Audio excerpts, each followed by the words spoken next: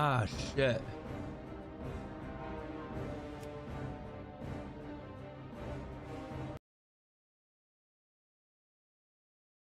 No. Oh.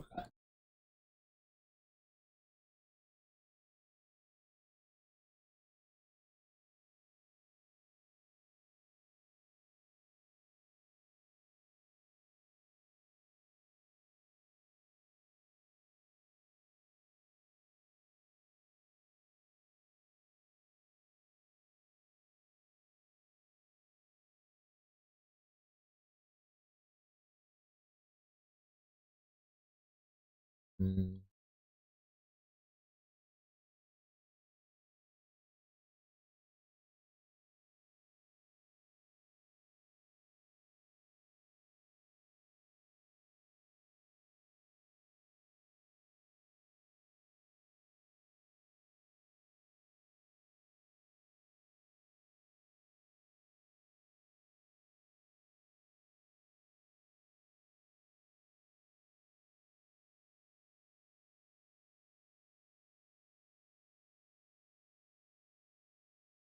Ugh.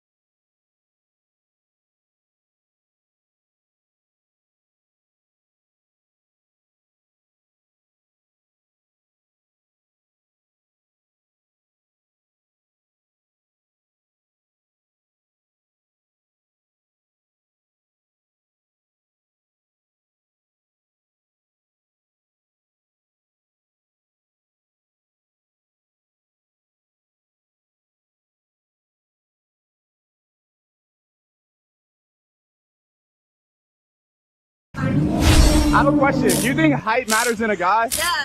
Step on the scale. Oh, bitch.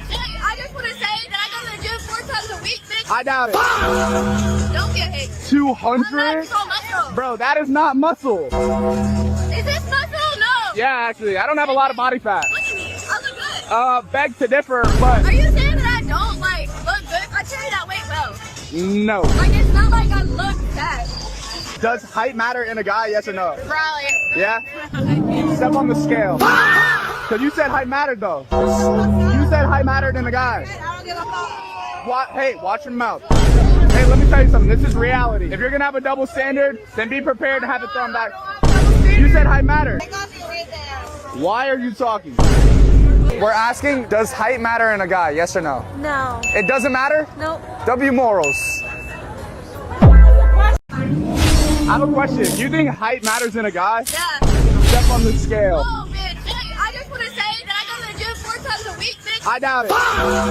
Don't get hate. 200? So muscle. Bro, that is not muscle. Is this muscle? No. Yeah, actually, I don't have a lot of body fat. Look at me. I look good. Beg to differ, but Are you saying that I don't, look good? I carry that weight well. no. It's not like I look fat. Does height matter in a guy, yes or no? Probably. Yeah?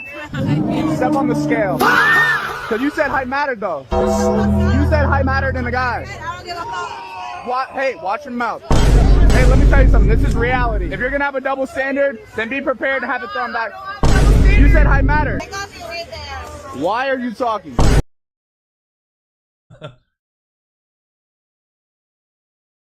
Would you ever consider downsizing your physique in the future for health purposes? That doesn't make sense. Getting smaller and taking off muscle doesn't make you healthier. It makes you weaker and more prone to decay. So that's an absolute, that doesn't make sense. Again, you're going off of your perspective. I was a 275-pound kid going through puberty, stronger than men. And so you're saying, I don't know what to me, just because I have muscle and I'm a big guy, you're saying get smaller. It's like, it doesn't work that way. What you're reading online doesn't work that way. And actually, it's the complete opposite. They talk about this over and over again. What are you, 6'1"? I'll beat the fuck out of you. I'll beat the fuck out of you. Yes, I will. You look nervous. What you do, bro? I'm not fucking do, bro. Nothing. Shut your bitch ass up. You ain't gonna do fucking shit. All that shit talking. Get the fuck out of here. What are you doing, bro? It's my seat. It's my seat, bro. Why are you breathing so hard? Oh, you're embarrassed? Oh, that's what's happening right now. I see, guys. What's up, Roland? My God, dude. Holy dude, you got balls. Oh my God. Hey Data, what's up? Good to see you. Where'd my phone go? I love hearing you every night, bro. I really genuinely love when you're on the street. When you're not there, it bothers me, so I need to stay there. His accent makes everything funny. He was fucking with me the whole time, but holy, you stood your ground. It's okay, man. Come here. It's okay. Brother, he has balls. Nice, hey, Ronnie, he has balls though, kind of. No? He's a nice guy. I don't care. What are you, 6'1"? I'll beat the fuck out of you. I'll beat the fuck out of you. Yes, I will. You look nervous. What you do, bro? I'm not fucking do, bro. Nothing. Shut your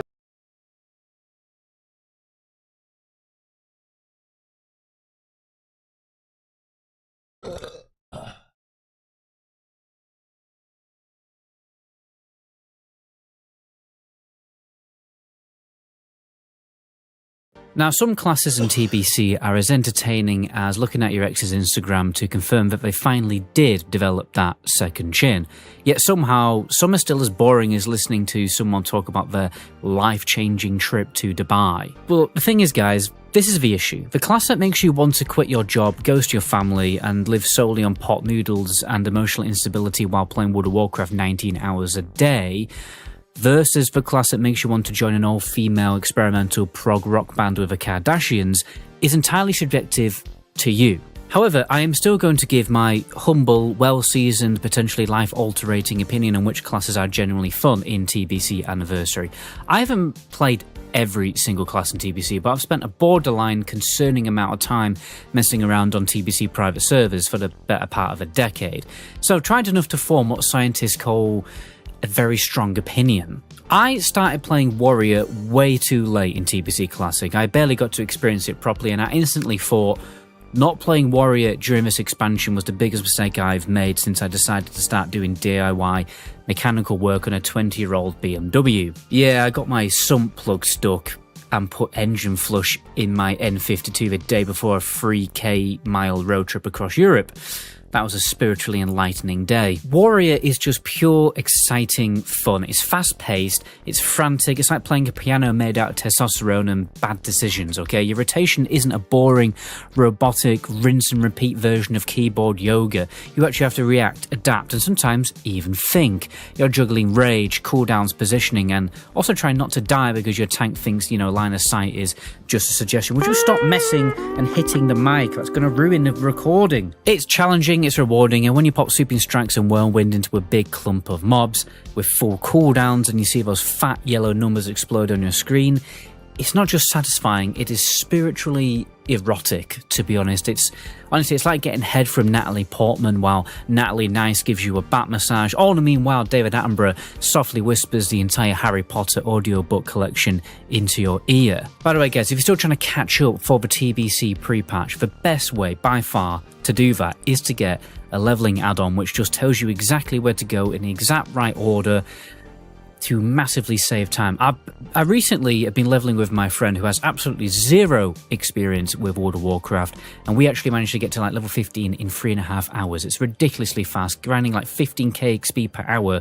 That low level is just ludicrous, and it's because of the guide. It will tell you where to die, okay, for certain skips, so you can skip massive walks. It tells you when to skip certain quests because you can complete that quest while doing another quest at the same time later. It tells you when to pre-prepare items to basically get instant quest turn-ins again later during the leveling journey. It saves you so much time because it gives you all of that knowledge that you don't know when you're jumping into World of Warcraft and playing the game. If you don't believe me, you can get up to level 20 totally for free by just getting the add-on off Curse Client. And if you do want to support the channel, be sure to click my link in the description to automatically get a really good discount on the Rested XP guide. Now, let's talk about the Hunter. Everyone memed it before TBC release, but, you know, press one button, collect loot, send pet, go AFK. And then the giga-brained spreadsheet goblins descended into their statistic castles and created so many technical macro rotations for the Hunter, it turned into one of the most mechanically interesting classes in the game. Hunter is literally the only class where your entire DPS rotation is probably going to be in some kind of cleverly crafted macro that, you know, it changed based on your haste values, weapon speed, and how much caffeine you've consumed. You're going to be swapping macros more often than how much you swap a political opinion over Christmas dinner. It's perfect for the kind of player who enjoys learning complex systems, refining their performance, and occasionally yelling at their pet, like a dysfunctional divorced father trying to teach a Labrador how to do taxes. And speaking of pets, this is what makes Hunter one of the most fun leveling classes in the entire game. You feel powerful, independent, emotionally codependent on a digital animal, everything you could ever want, really. And it's really cool and cozy just getting attached to your pet and watching him progress and level up over time. In TBC, the classic dead zone is also gone now, the space where you couldn't shoot or melee. Now you just can't use range attacks in melee range, which is fine, you know, because just don't be in melee range, obviously. There's so many different kinds of pets that you can unlock with loads of different kinds of abilities that you can just get for your preferred playstyle, whether it's PvP, PvE, or whatever. You just want specific cool ability. There's so many. By the way, the wolf is pretty good, you know, for party content because you boost the damage of everyone, all the other melee in the group. And it's really annoying actually playing a warrior when someone does have that. But anyway, I'm on a tangent here. You can dominate group quests, dominate world PvP skirmishes, and yeah, it's just a great class to play. Now we have the Mage. Now, some of you may be shocked that I've put the after 2 buttons class on this list because it's kind of frustrating. But Mage isn't just about hard casting Arcane Blast until you start questioning your life. No, the true fun of playing a Mage is speccing into a completely unhinged, pure AoE madness build, deep fire, shatter, arcane explosion spam, and then attempting to clear heroics using nothing but explosions, caffeine, and reckless enthusiasm. And thanks to Dual Spec this time round, you can run this deranged pyromaniac explosion build without ruining your main raid spec, okay? I messed about with this build back in the day in the private servers, and the DPS you can produce it's just ludicrous. It's borderline illegal, and when it works, you can even out DPS Warlock spamming Speed of Corruption. The only catch is it consumes a lot of mana, and a lot of the time you can end up killing yourself because you're going to be fairly close to melee range, but still, it's very fun. You just have to survive. That is kind of tricky when you're more squishy than a wet piece of broccoli, but at the end of the day, it's really, really fun. You just go in there, you use 2 ranks of Flame Strike, Ice Nova into a Dragon Breath Blast Wave, and explosion spam until your screen turns into a fireworks display at a budget wedding in Blackpool. If you're going to spec Shatter, you get the privilege of freezing mobs in place to detonate them and then get ignite dots on all the mobs.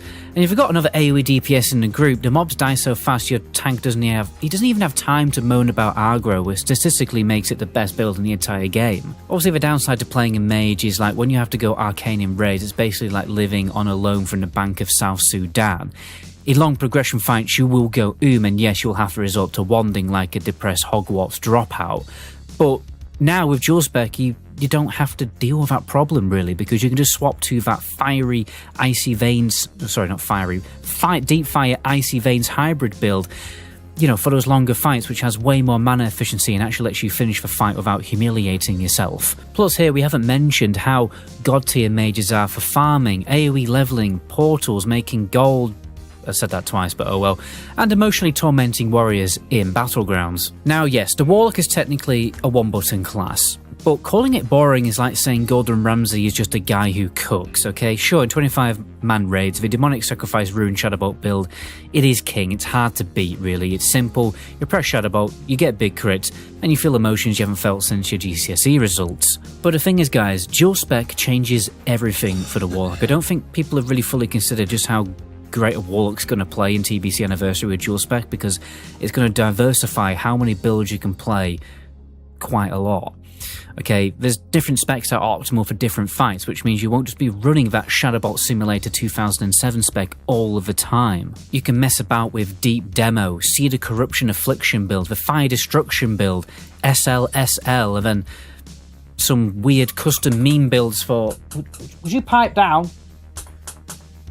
For Maru progression and stuff like that, where you just... I'm gonna have to... Even Felguard spec, where you actually get to be a proper Demonology Warlock, it absolutely slaps in Karazhan progression when you got barely any gear, and no one really talks about it because, you know, they're too busy, you know, posting Shadowbolt logs to Warcraft logs like it's a stock market, you know. And also Warlocks are just absurdly fun for leveling World PvP Battlegrounds, because with some specs you just don't really die if you're playing it well. You heal more than a bloody priest, and you deal more damage than the maid, and you ruin more lives than your year 10 maths teacher. To be honest, the more I write the script, the more I want to re-roll a Warlock yet again, to be honest. And lastly, we have the priest, the sensible class, the reliable class.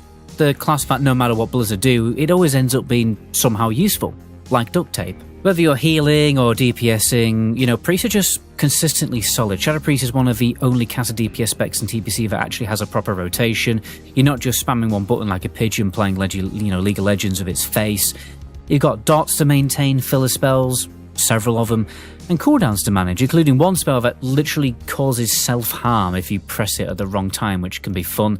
So if everyone wanted to play a class that's both dangerous to others and yourself, Shadow Priest definitely is the calling, but just be warned, Shadow Form generates so much threat that tanks will look at you like you've just slept with their girlfriend and then stolen their wheelie bin. If you don't pull aggro on Gruul at least once while playing a Shadow Priest in tier 4, you're probably doing it wrong. Now for healing, priests are just straight up god tier in TBC. You've got Holy Spec for progression, which is basically a healing Swiss Army knife. You know, shield, renew, prayer, flash. Oh wait, do you actually have prayer? No, I'm not so sure about that one. But anyway, you've got circular healing, you've got mana burn, mind control. You've got more tools than Halfords, to be honest. And if you're one of those sweaty long, log chasing psychos, you can go smite priest with power infusion spec. You won't just be healing, you're going to actually be blasting and getting holy fire crits and stuff like that, which is kind of fun. And you will spend 90% of the time of your raiding life dealing with warlocks begging you for power infusion, which is fine because, you can then blackmail them for gold, consumes and emotional validation. And thanks to dual spec and TBC Anniversary, you can literally just become whatever the hell your raid needs. Healer, DPS, mana battery, personal booster pack for the warlocks, or just a smug priest who, can do everything apart from fix the tank's, anger issues. So there you have it. The most fun classes to play in TBC Anniversary, according to me, the guy who wiped an entire Naxxramas run in Classic WoW because they were looking...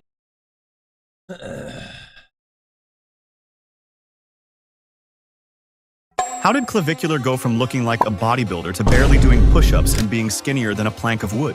It's not a secret that the streamer used growth hormones, roids, and tens of other enhancement substances since his early teens to reach the physique that made him famous initially. However, in the span of just 6 months, he went back to looking like he never entered a gym in his life. Obviously, he stopped taking roids, but watch what he had to say when he finally realized he lost all of his muscles.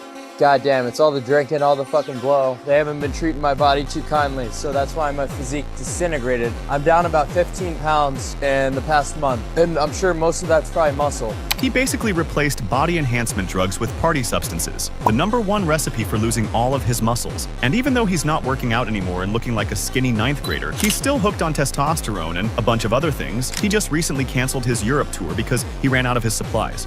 I would have gone to Spain next, but dude, I need to get home, bro. It was like I was running out of tests and I was running out of shit, so I was like, fuck, I gotta come home. How did Clavicular go from looking like a bodybuilder to barely doing push-ups and being skinnier than a plank of wood?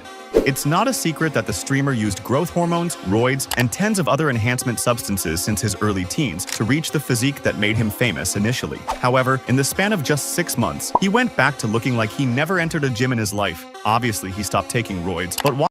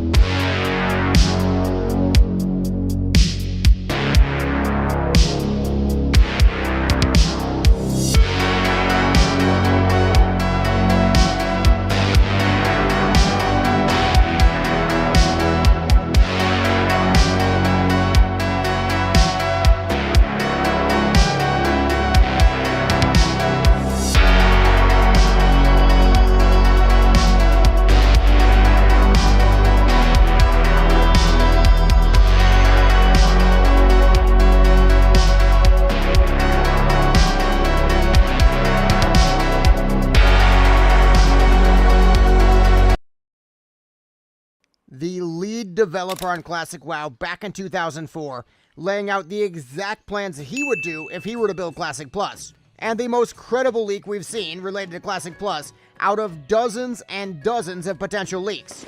Both the leak and the lead developer vision share a lot in common. And if this is what Classic Plus is going to be, it will be mind-blowing. One of the leaks for Classic Plus has real legs behind it, because multiple people have reached out to me via Discord DMs and said that this is a real leak, or at the very least that it has significant truth to it. And we're talking about the Fisher King leak.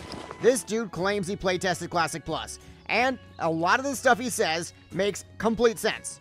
That the game is set in Azeroth, that it has vanilla talents, no new land masses, no maelstroms, just grounded in the same Azeroth we've known and we've loved for 20 plus years.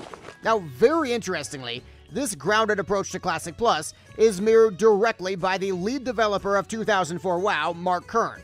You may know him as Grums on Twitter, but anyways, when he was asked for his vision on what the future of Classic WoW should be, this is what he said. They should clearly set out the design pillars for what makes WoW Classic, and as they make modifications and tweaks and improvements to classes, they make sure that they don't deviate from those pillars. Because if you just go through the expansion route, I mean, after Burning Crusade, it just starts becoming more and more and more retail. I think there needs to be sort of like an alternate reality where World of Warcraft didn't go the way of retail WoW and stuck to those guiding principles, and then more content gets created along those paths. And you can reuse all the expansion pack content, but I think you have to be really careful about what features you bring over and how you handle the difficulty and how you handle the encounters for that.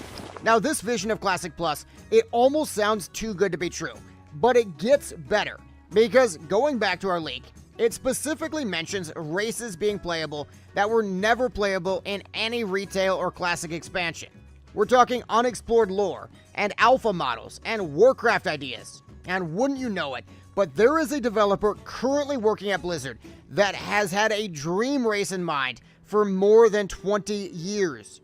Well, we had more races planned in the beginning than we had time to do. 20 possible races or something ridiculous like that. And the race that we regretted cutting the most, well, one person regretted the most, is the Naga. The Naga were a playable race, or supposed to be a playable race, and it was Chris Metzen's favorite race. Now, it is worth noting that Chris Metzen's vision of Nagas back in 2004, it really couldn't happen. There were more than a few reasons, according to the 3D WoW level designer John Statz. The Naga as a playable race didn't make it. That had a lot of support from the team. In fact, that had team-wide support, except the animators who were really in the know that said, well, how are we going to do the Naga with mounts? How are we going to do Naga with armor sets, armor pieces? You don't want to play a Naga, as cool as the Naga are, you don't want to still only have like 5 or 6, maybe, you know, arm pieces or something. I don't even think the arms would have worked. They would have had to redesign the armor sets. But the problem of players not being able to see their leg armor notwithstanding, most of the technical challenges from 2004 are essentially non-existent in 2026. At least that's according to 3D artist Tomcat. No doubt there's been plenty of experimentation with this internally, a lot more than I have time for now, and they will know the ins and outs far better than I do. But here's the hoping, that someday those experiments materialize into a 20-year-old dream fulfilled. The reality is that most of the things that were impossible or very difficult in 2004 are entirely possible now. That also includes things like playable ogres. They were famously a mess with their bulk and their animations, and apparently female ogres just not being hot enough. Though I'm not entirely sure 2026 Blizzard can solve that any more than 2004 could. Actually, we couldn't figure out how to make female ogres to be an attractive option. Well, we also wanted our female players to play like the character that they wanted to play, and we just didn't know how. Now, while we go crazy with the new races, it is worth noting that this leak does not mention any faction identity changes at all. No cross-faction, and a big return to War in Warcraft, even though we have heard those very controversial Blizzard quotes lately. Sometimes it's like, man, I wish we hadn't called it Warcraft. It sounds kind of intimidating. Now, the leak also mentions having Paladins be Alliance and Shamans be Horde. Though, keep in mind that these leaks are from many months ago at this point. Though that still may be up in the air, because executive producer Holly Longdale, she recently let slip during a Dungeons & Dragons livestream promoting the new Blizzard Dungeons & Dragons game, which seems pretty sweet.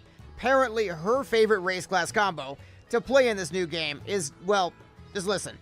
Or maybe even try something new. New combinations like a Demon Hunter Tauren? That's ridiculous. I'm thinking more like Undead Paladin for me. But possible race class combos aside, how would the game be actually different than Classic in the first place?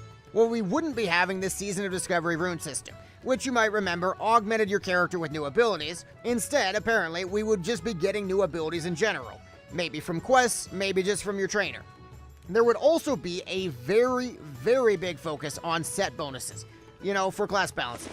Meanwhile, world buffs would still very much be in the picture, which does actually match how the original devs felt. My view is that they weren't an exploit. The fact that you would go out there and seek out buffs that would buff you up to 30% more effective was just a part of hardcore life. The big difference with world buffs now is that they would be less of a thing just for the sweatiest players.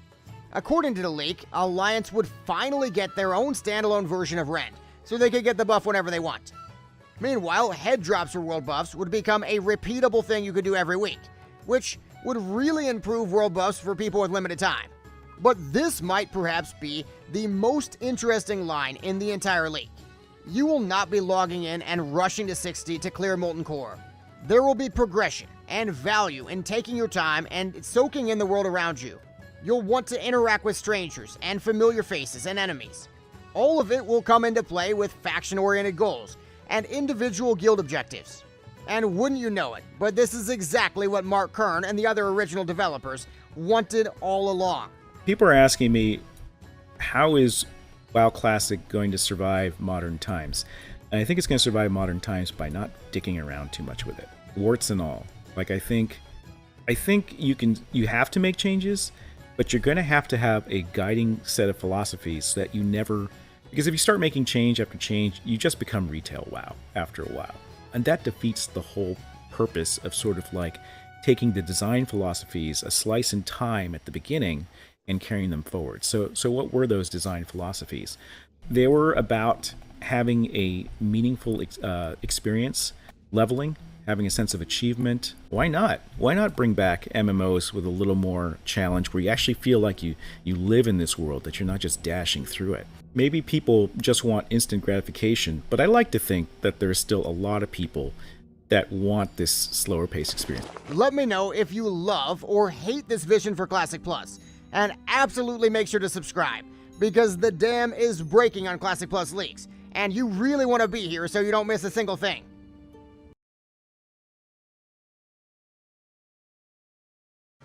You see the Classic Plus data? No? What the Oh my god, this is mentally ill. What am I looking at? World of Warcraft, Camelot, the theory. The timeline. Oh my god. The thing is, it looks super schizo, but I bet it fucking makes sense. Wreckage analysis report is looted from ancient volume in Uldaman. Legacy of Tyr. Odin sent 3 expeditions. Okay, December 15th, Metzin's return. Chris Metzen returns to Blizzard as a creative advisor. Begins working with the Warcraft team again. First major leadership. But isn't that retail stuff? Am I crazy? Return of the Night Squall is looted from Pirate Camelot build moves. Where do they get this stuff? Enhance? Okay, sorry. Is this better? Now that you can read the letters, does this help you understand it? Because it didn't help me.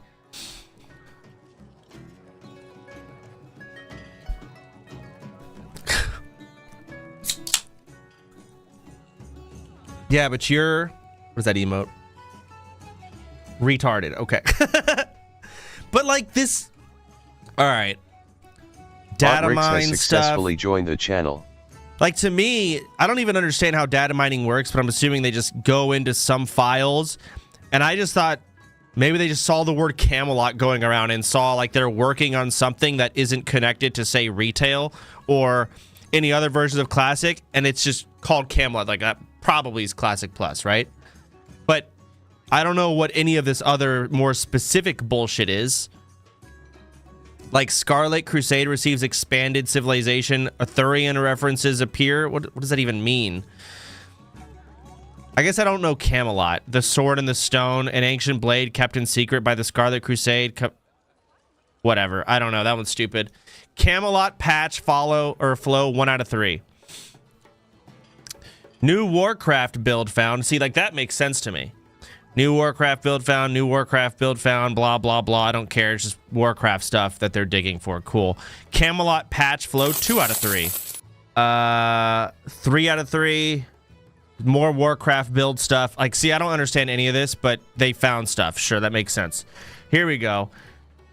This is where it's like, even if you're not looking at patch stuff, like this hint during that video that she did was the most Classic Plus thing I've ever seen. Sure. I mean, are people still debating whether or not Classic Plus is happening? The franchise slate.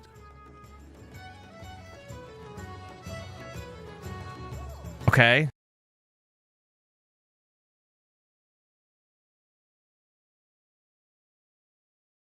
This is happening? The franchise...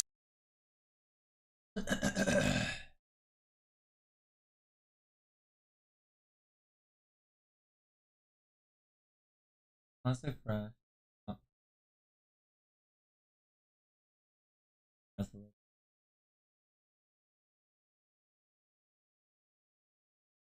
They're gonna do Classic.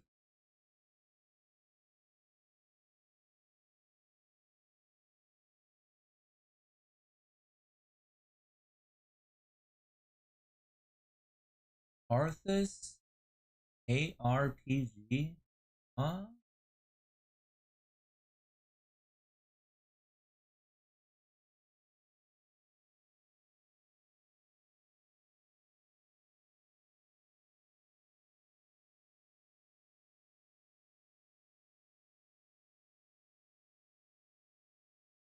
Quarter 3, quarter 4.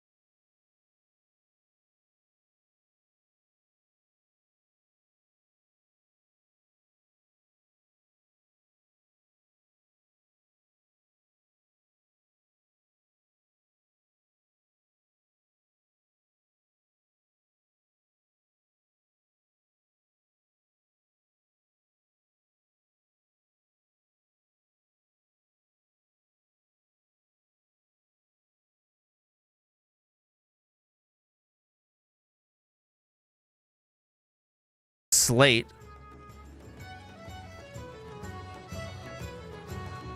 Okay. The fifth old god. What is this? At some point between 2006, the number of old gods mentioned in both website version and in-game book was altered from 4 to 5. Sometime later, the number of old gods was removed entirely from the website version.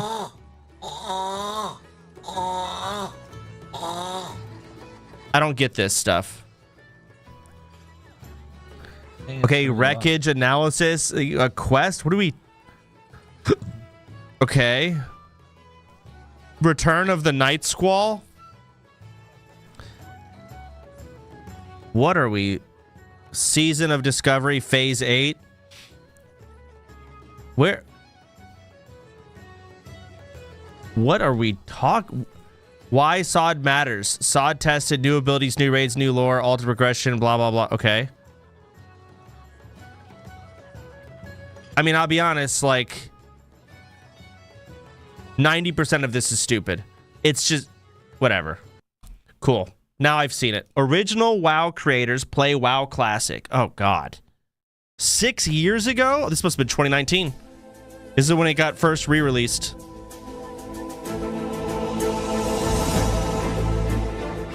I don't think I knew what we were making as we were developing WoW.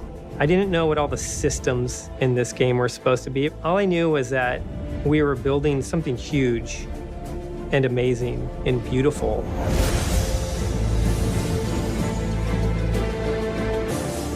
When I was hired onto the World of Warcraft team, I think it was under the title of 3D artist. I was hired on as an associate quest designer. So I joined World of Warcraft as one of the original first 2 quest designers. It was myself and Pat Nagel. My name is Patrick Nagel. I started working at Blizzard in 1997. My name is Tom Chilton, and the first game I worked on here at Blizzard was World of Warcraft. Woo! All right, here we go. Look at this. Onyxia by the end of the play session? Yeah, we got this. Do I need to go back? Vaguely remember. What is it? What is this template thing, and do I need to worry about it, Alec? You guys did work on this. It's the worst. You never forget your first thing, as it were, that you add to the game. You just don't. I can't say I really remember. The first quest I made was Kobold Camp Cleanup. Bingle's lost tools, or I believe it's called Bingle's Missing Supplies. I feel like, man, they I did really him dirty with that. Remembered that. So the very first thing that I worked on and added to the game was some of the earliest quests in Westfall.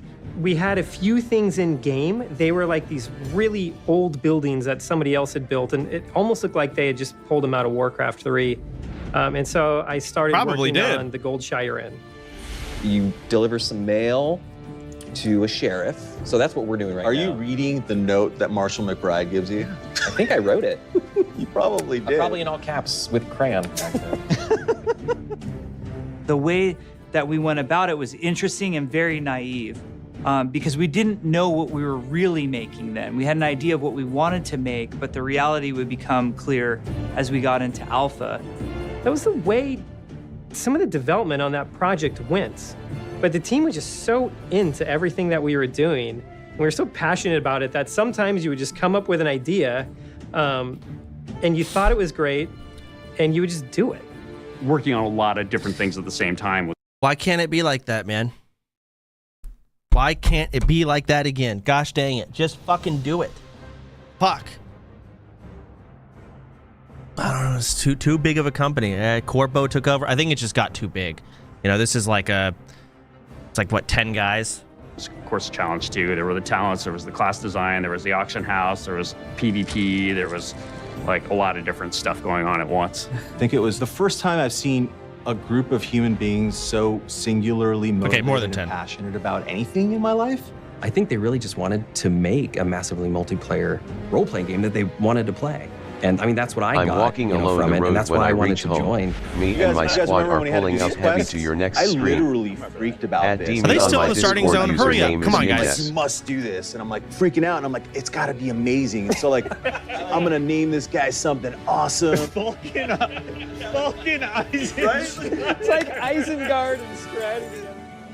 Everybody's planning. We are planning our WoW Classic experience right now. And so we're trying to decide, do we want to be Horde or Alliance? You know, I was always the main tank. My wife was the main healer. Do we want to do that again, or do we want to switch it up? Ironically enough, I go through some of the same like considerations about what character class to play. Like, all those same questions that were bubbling around in my head 15 years ago are bubbling in my head again, and there doesn't feel like there's an absolutely right answer, which is probably a good sign. Yeah, I mean, I would love to go through the Dead Mines with them as well. I mean, it was like, I think it was the first dungeon we ever made. It had a great story. We are waiting for you. You're in the dungeon. Yes. Oh, wait. Well, not No, the we dungeon itself. Okay. Yeah, we're This is the front of the public. There's no way they fucking leveled to 19 in that sitting. No, they got power leveled. How did people ever figure this out? It's kind of bittersweet to think about playing the game again because there was something so special when it launched. And I can only hope that as I play it again, it can reignite that sense of exploration. It did for a bit. Discovery and the sense of the I think 2019 was fucking awesome. When they re-released it, it was fucking sick at first. It was a little AIDS because dungeon spamming was kind of cringe. I hated it. And I hated that it kind of then again, we were trying to go for server first, so I kind of did it to myself. And we would have gotten it too. But it kind of left after when would y'all say it left? 6 months? No, 3 months in? I think 3 months in, because, you know, and this is my issue right now with TBC and all these other, you know, classic, mop, whatever. It's one patch. And you know it's going to be one patch the whole way through. You know exactly what's going to be the best class the whole way through. And it's not going to change. Ever.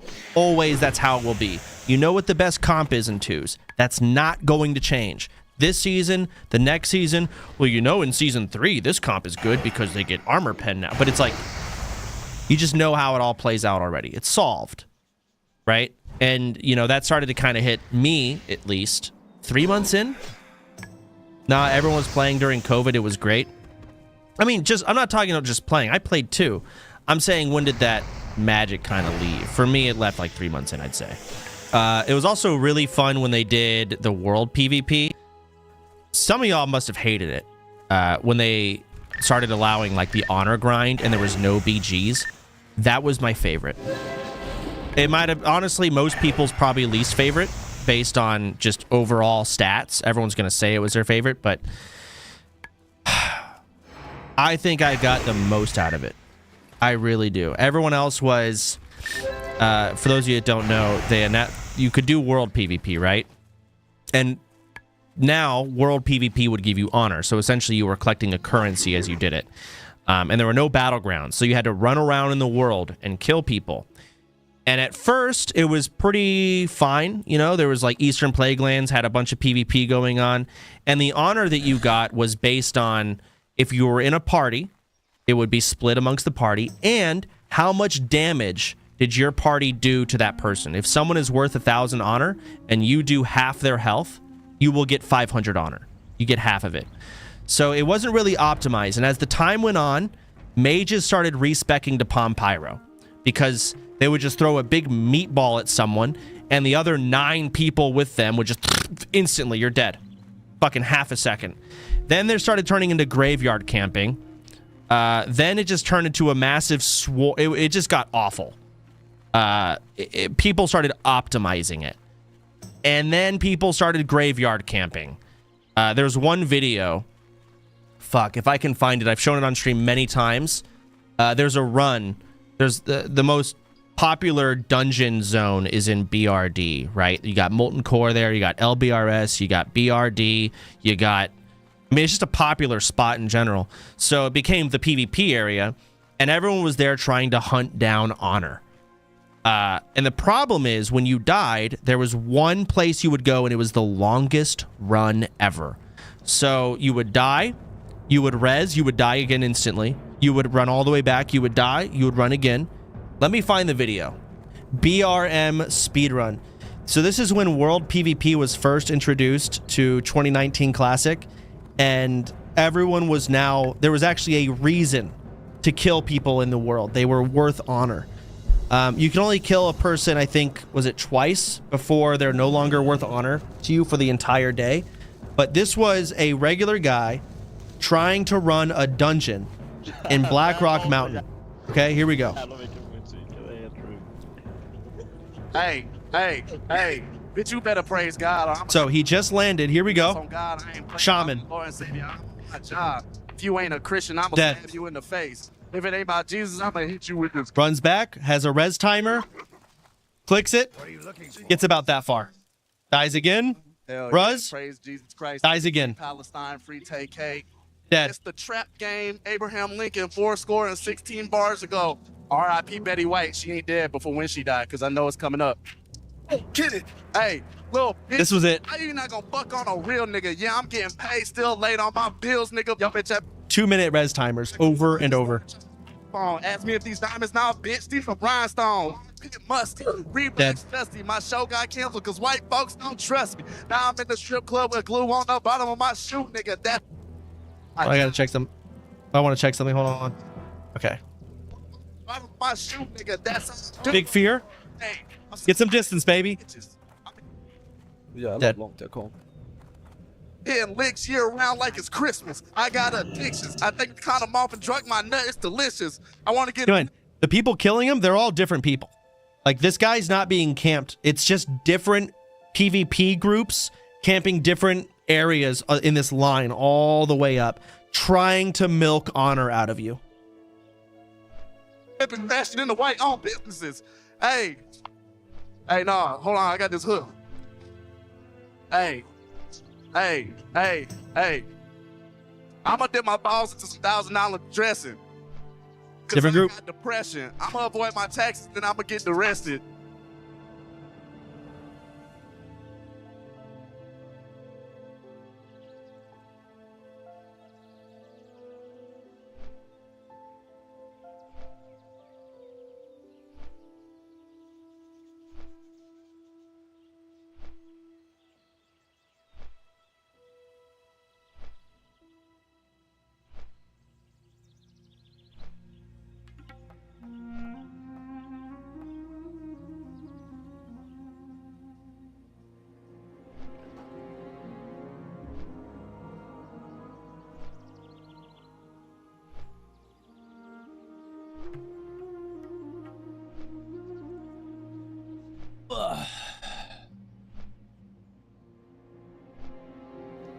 Cause I got depression. I'm gonna rob my mama and I'm gonna spend the money on her. And then look, there's AoEing the hallway, so you can't stealth past anything. Like, there's no way to get here. And yeah, Horde dominated this layer, clearly. I'm surprised it didn't layer off. You could find Alliance dominated layers for sure. Because I think there was still like healthy server population. Oh, to learn your fucking lesson. There was no layers then? Was there not? Hey, shout out. I thought there was always layers. Shout out mental illness. Dude, if you've got a mental illness, like, fucking turn up. Layers were later? Oh, okay. I don't remember. It was 90% Horde. What's the point of layers? It was not at the time. At this point in the game, it was, I don't know if it was balanced, but it wasn't a catastrophe. It wasn't that bad. And then it started snowballing in this direction of like, well, the Horde's winning, so the Alliance left. And on the other servers, Benediction, and it was Fairlina. Horde dominated Fairlina. It just became a 99% Horde server. And then Benediction, the complete same, but opposite. Dude, like, seriously, dude, like.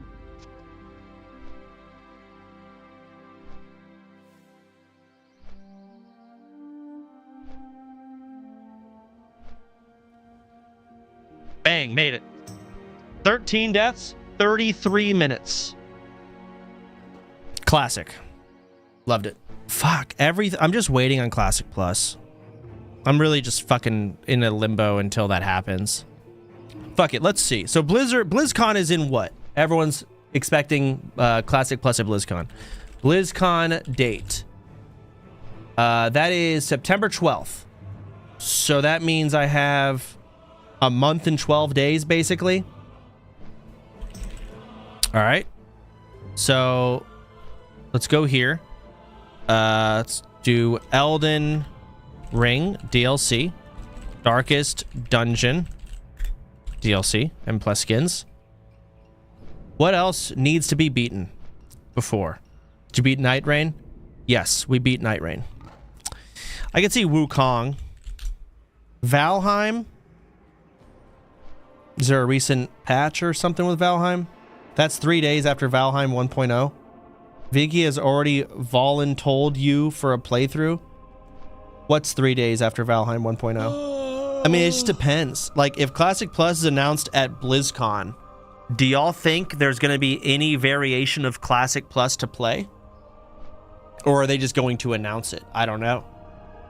I know there's going to be GTA roleplay, and this is probably going to make up majority of my time. GTA RP is going to happen on NoPixel. Hopefully before Classic Plus or whatever, because, yeah, I got a priority here. Yeah, interesting. It'll be announced and released 2 weeks later. You think Classic Plus will be announced at BlizzCon, and then it'll be playable 2 weeks after. That might be some copium. I feel like they're going to let it marinate a little bit longer, but I don't know. If Classic Plus comes out, would you grind it first or plan OnlyFans 3 first? I don't know. You think they'll have a hardcore server? I've asked around other WoW streamers, and they want me to delay OnlyFans 3.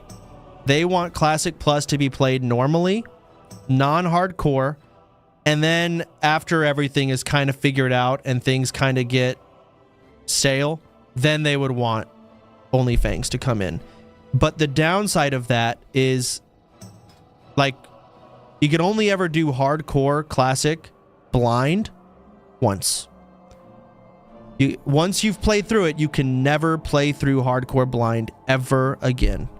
You'll never be able to do it. Now, again, you're spreading the cooldown a bit. You're creating 2 hype moments rather than just one big one, and I get it. Because imagine you do OnlyFans 3, we're playing hardcore, and, okay, OnlyFans is over. And now you just go play the game normally? Feels kind of shitty. Like you died and no one, who cares now? So I don't know. I don't know what the right play is. But at the same time, if you do hardcore at the beginning with OnlyFans, like literally at announcement, I'm sure the Jinxies and the Quesos and every motherfucker is going to want to be playing Classic at that time to capitalize on Classic Plus hype. So I don't know what the right answer is.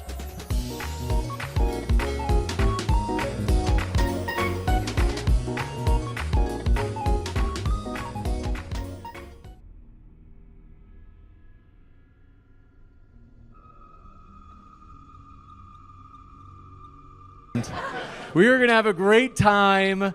I'm going to get into a couple of housekeeping things, but first I do want to introduce you to Mike. Our sponsors make these events possible. They don't happen without sponsors. Mike from Roar, thrilled to have you with us. Thank you so much, James. Again, my name is Mike Lefebvre. I'm the founder and CEO of Roar. I'm just going to talk to you real quick for a second about a little lie that became a myth that so many people believed, most of the country believed, and it's almost turned into a religion, this lie, and how people use this myth to construct their policies that they want, the policies that they fight against. Again, it's almost religious, and that lie, of course, is the separation of church and state.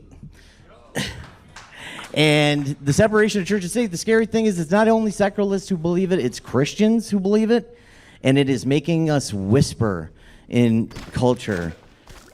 Jesus Christ didn't intend Christians to whisper. He wanted us to roar, and our roar is going to smash down the separation of church and state. If that sounds good to you, check me out. ReviveTheRoar.app, ReviveTheRoar.app, Revive the Roar on X. I keep forgetting to say that. Thank you so much. Let's get this show on the road. Thank you very much, Mike. Reminder, our sponsors are at those tables in the back. Please say hello to them. And a couple of quick housekeeping things. First, please do a favor. If you can turn off your phones just so they're not a distraction during the debate. Also, if you can keep conversation during the debates to a minimum just so people aren't distracted. And if you have a ticket for a signed emblem page, we have a list, a spreadsheet. You can pick those up at 6:40 during the meet and greet. That's this evening. Don't forget to do that. And I want to say a huge thank you to our sponsor, Yonaguni International Cuisine as well, linked in the description box. And with that, we're going to introduce our debaters for Is Trump a Fascist? Introducing first, Loner Box is a respected political commentator known for his measured, evidence-based analysis of history, international affairs, and contemporary politics. Please join me in welcoming Loner Box.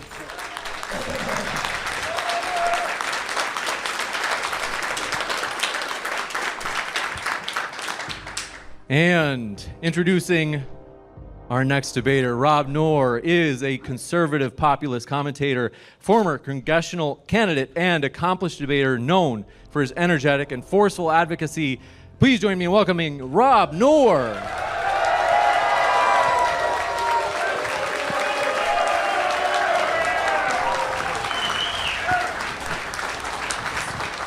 With that, I have the timer set for you, Loner Box. You'll just have to take the mic with you up to the podium and just try to keep the mic at a good distance. And you can even, if you want, you can pull it out and put it into the flexible stand there.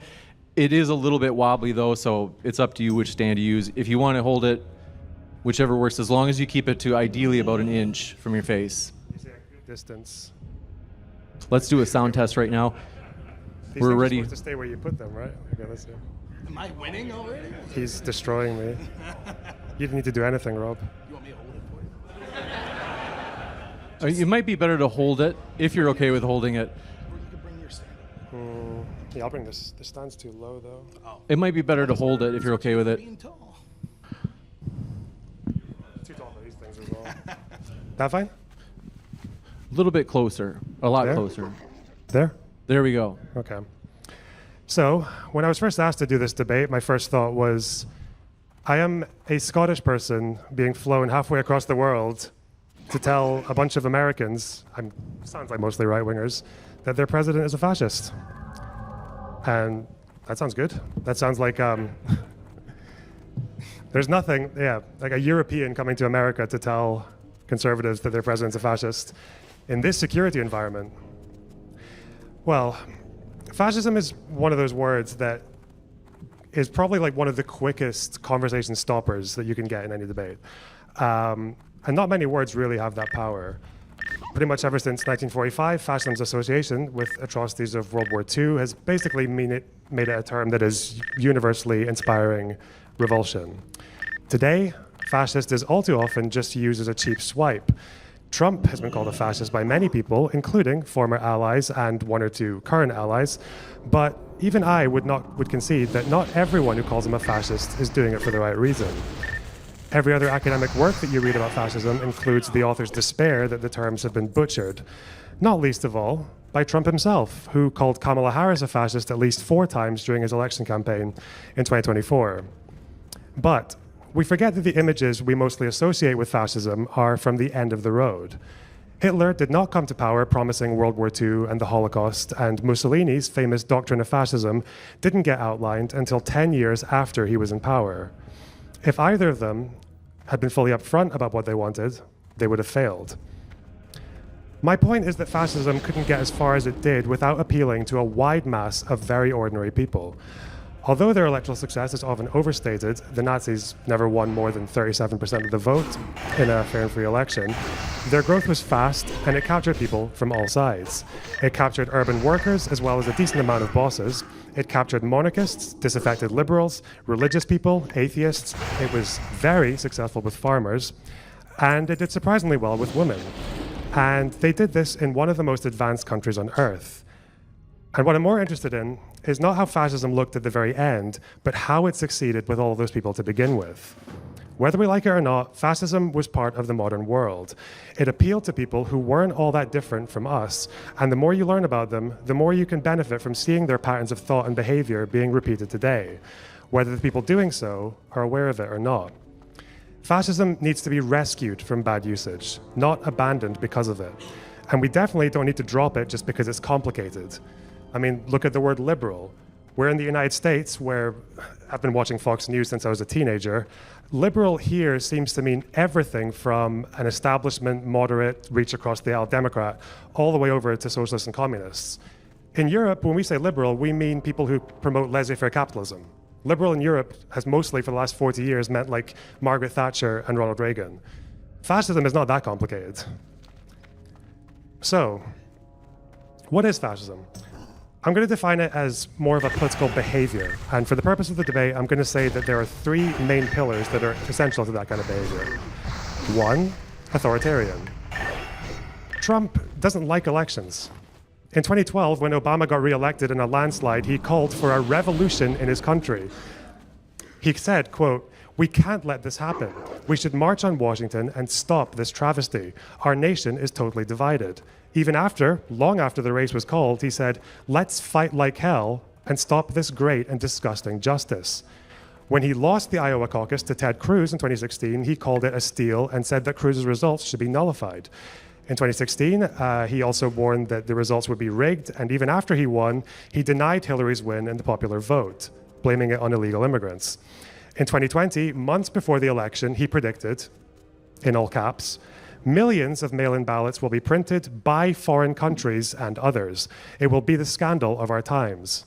Printed by foreign countries. The second would be populism. Most traditional dictators are not fascist. They don't see themselves at odds with some kind of hostile establishment within. They are the establishment, and they know it. What's interesting about Hitler and Mussolini is that even when they had huge amounts of control, they were always in conflict with the traditional conservative elite that helped them come into power.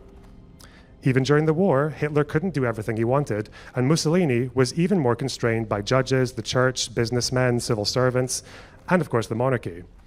Both of them had to deal with the dread of experts. Hitler's administration was famously full of people who were completely unqualified for their roles. His foreign minister's only experience was selling fake champagne to the United Kingdom. His head of labor was a chemistry graduate.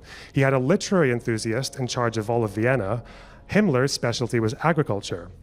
When Trump announced his cabinet picks, I seem to remember the media very, very aggressively talking about how unqualified everyone was. Hegseth was a... Sorry? 30 seconds. Oh, okay, shit. Well, if Rob's I'll say all this in the middle, it's okay. We can give you an extension if Rob's open to it. You give me an extension? You're so kind, Rob, thank you. Where was I?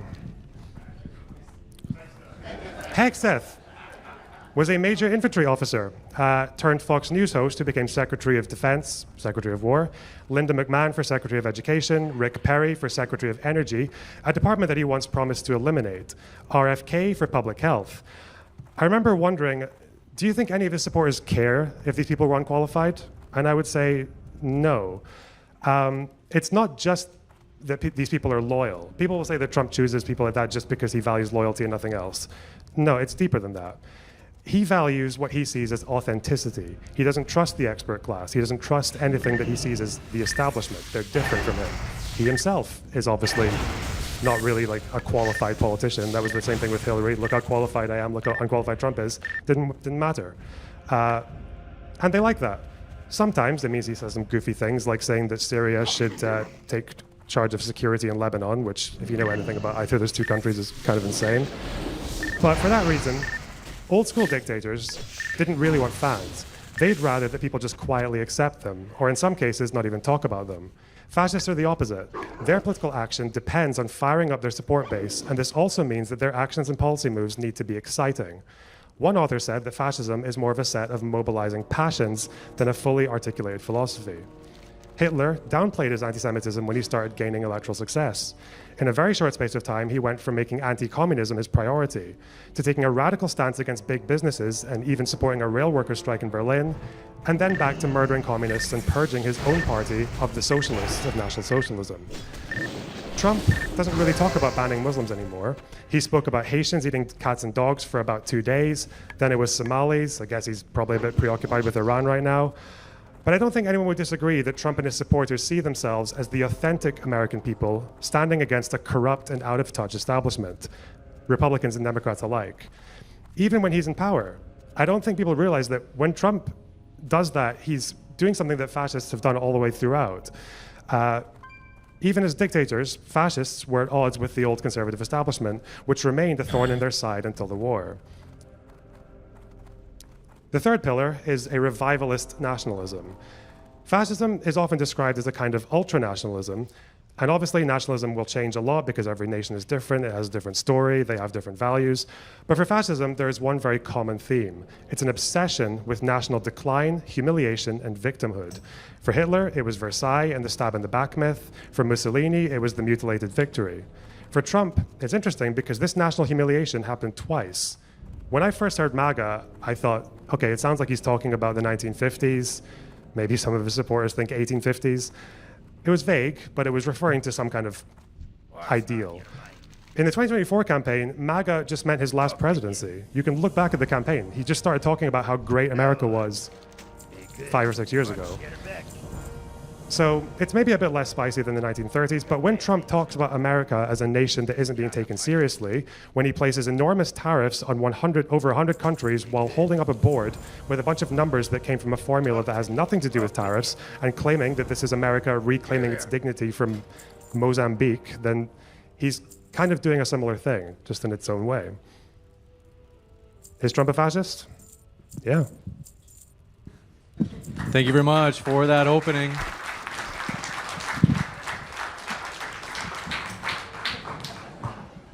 With that, we'll kick it over to Rob for his opening statement as well. Now I get to struggle. Got the timer set for you, Rob. Do you know how much time I have? 7 minutes. Okay.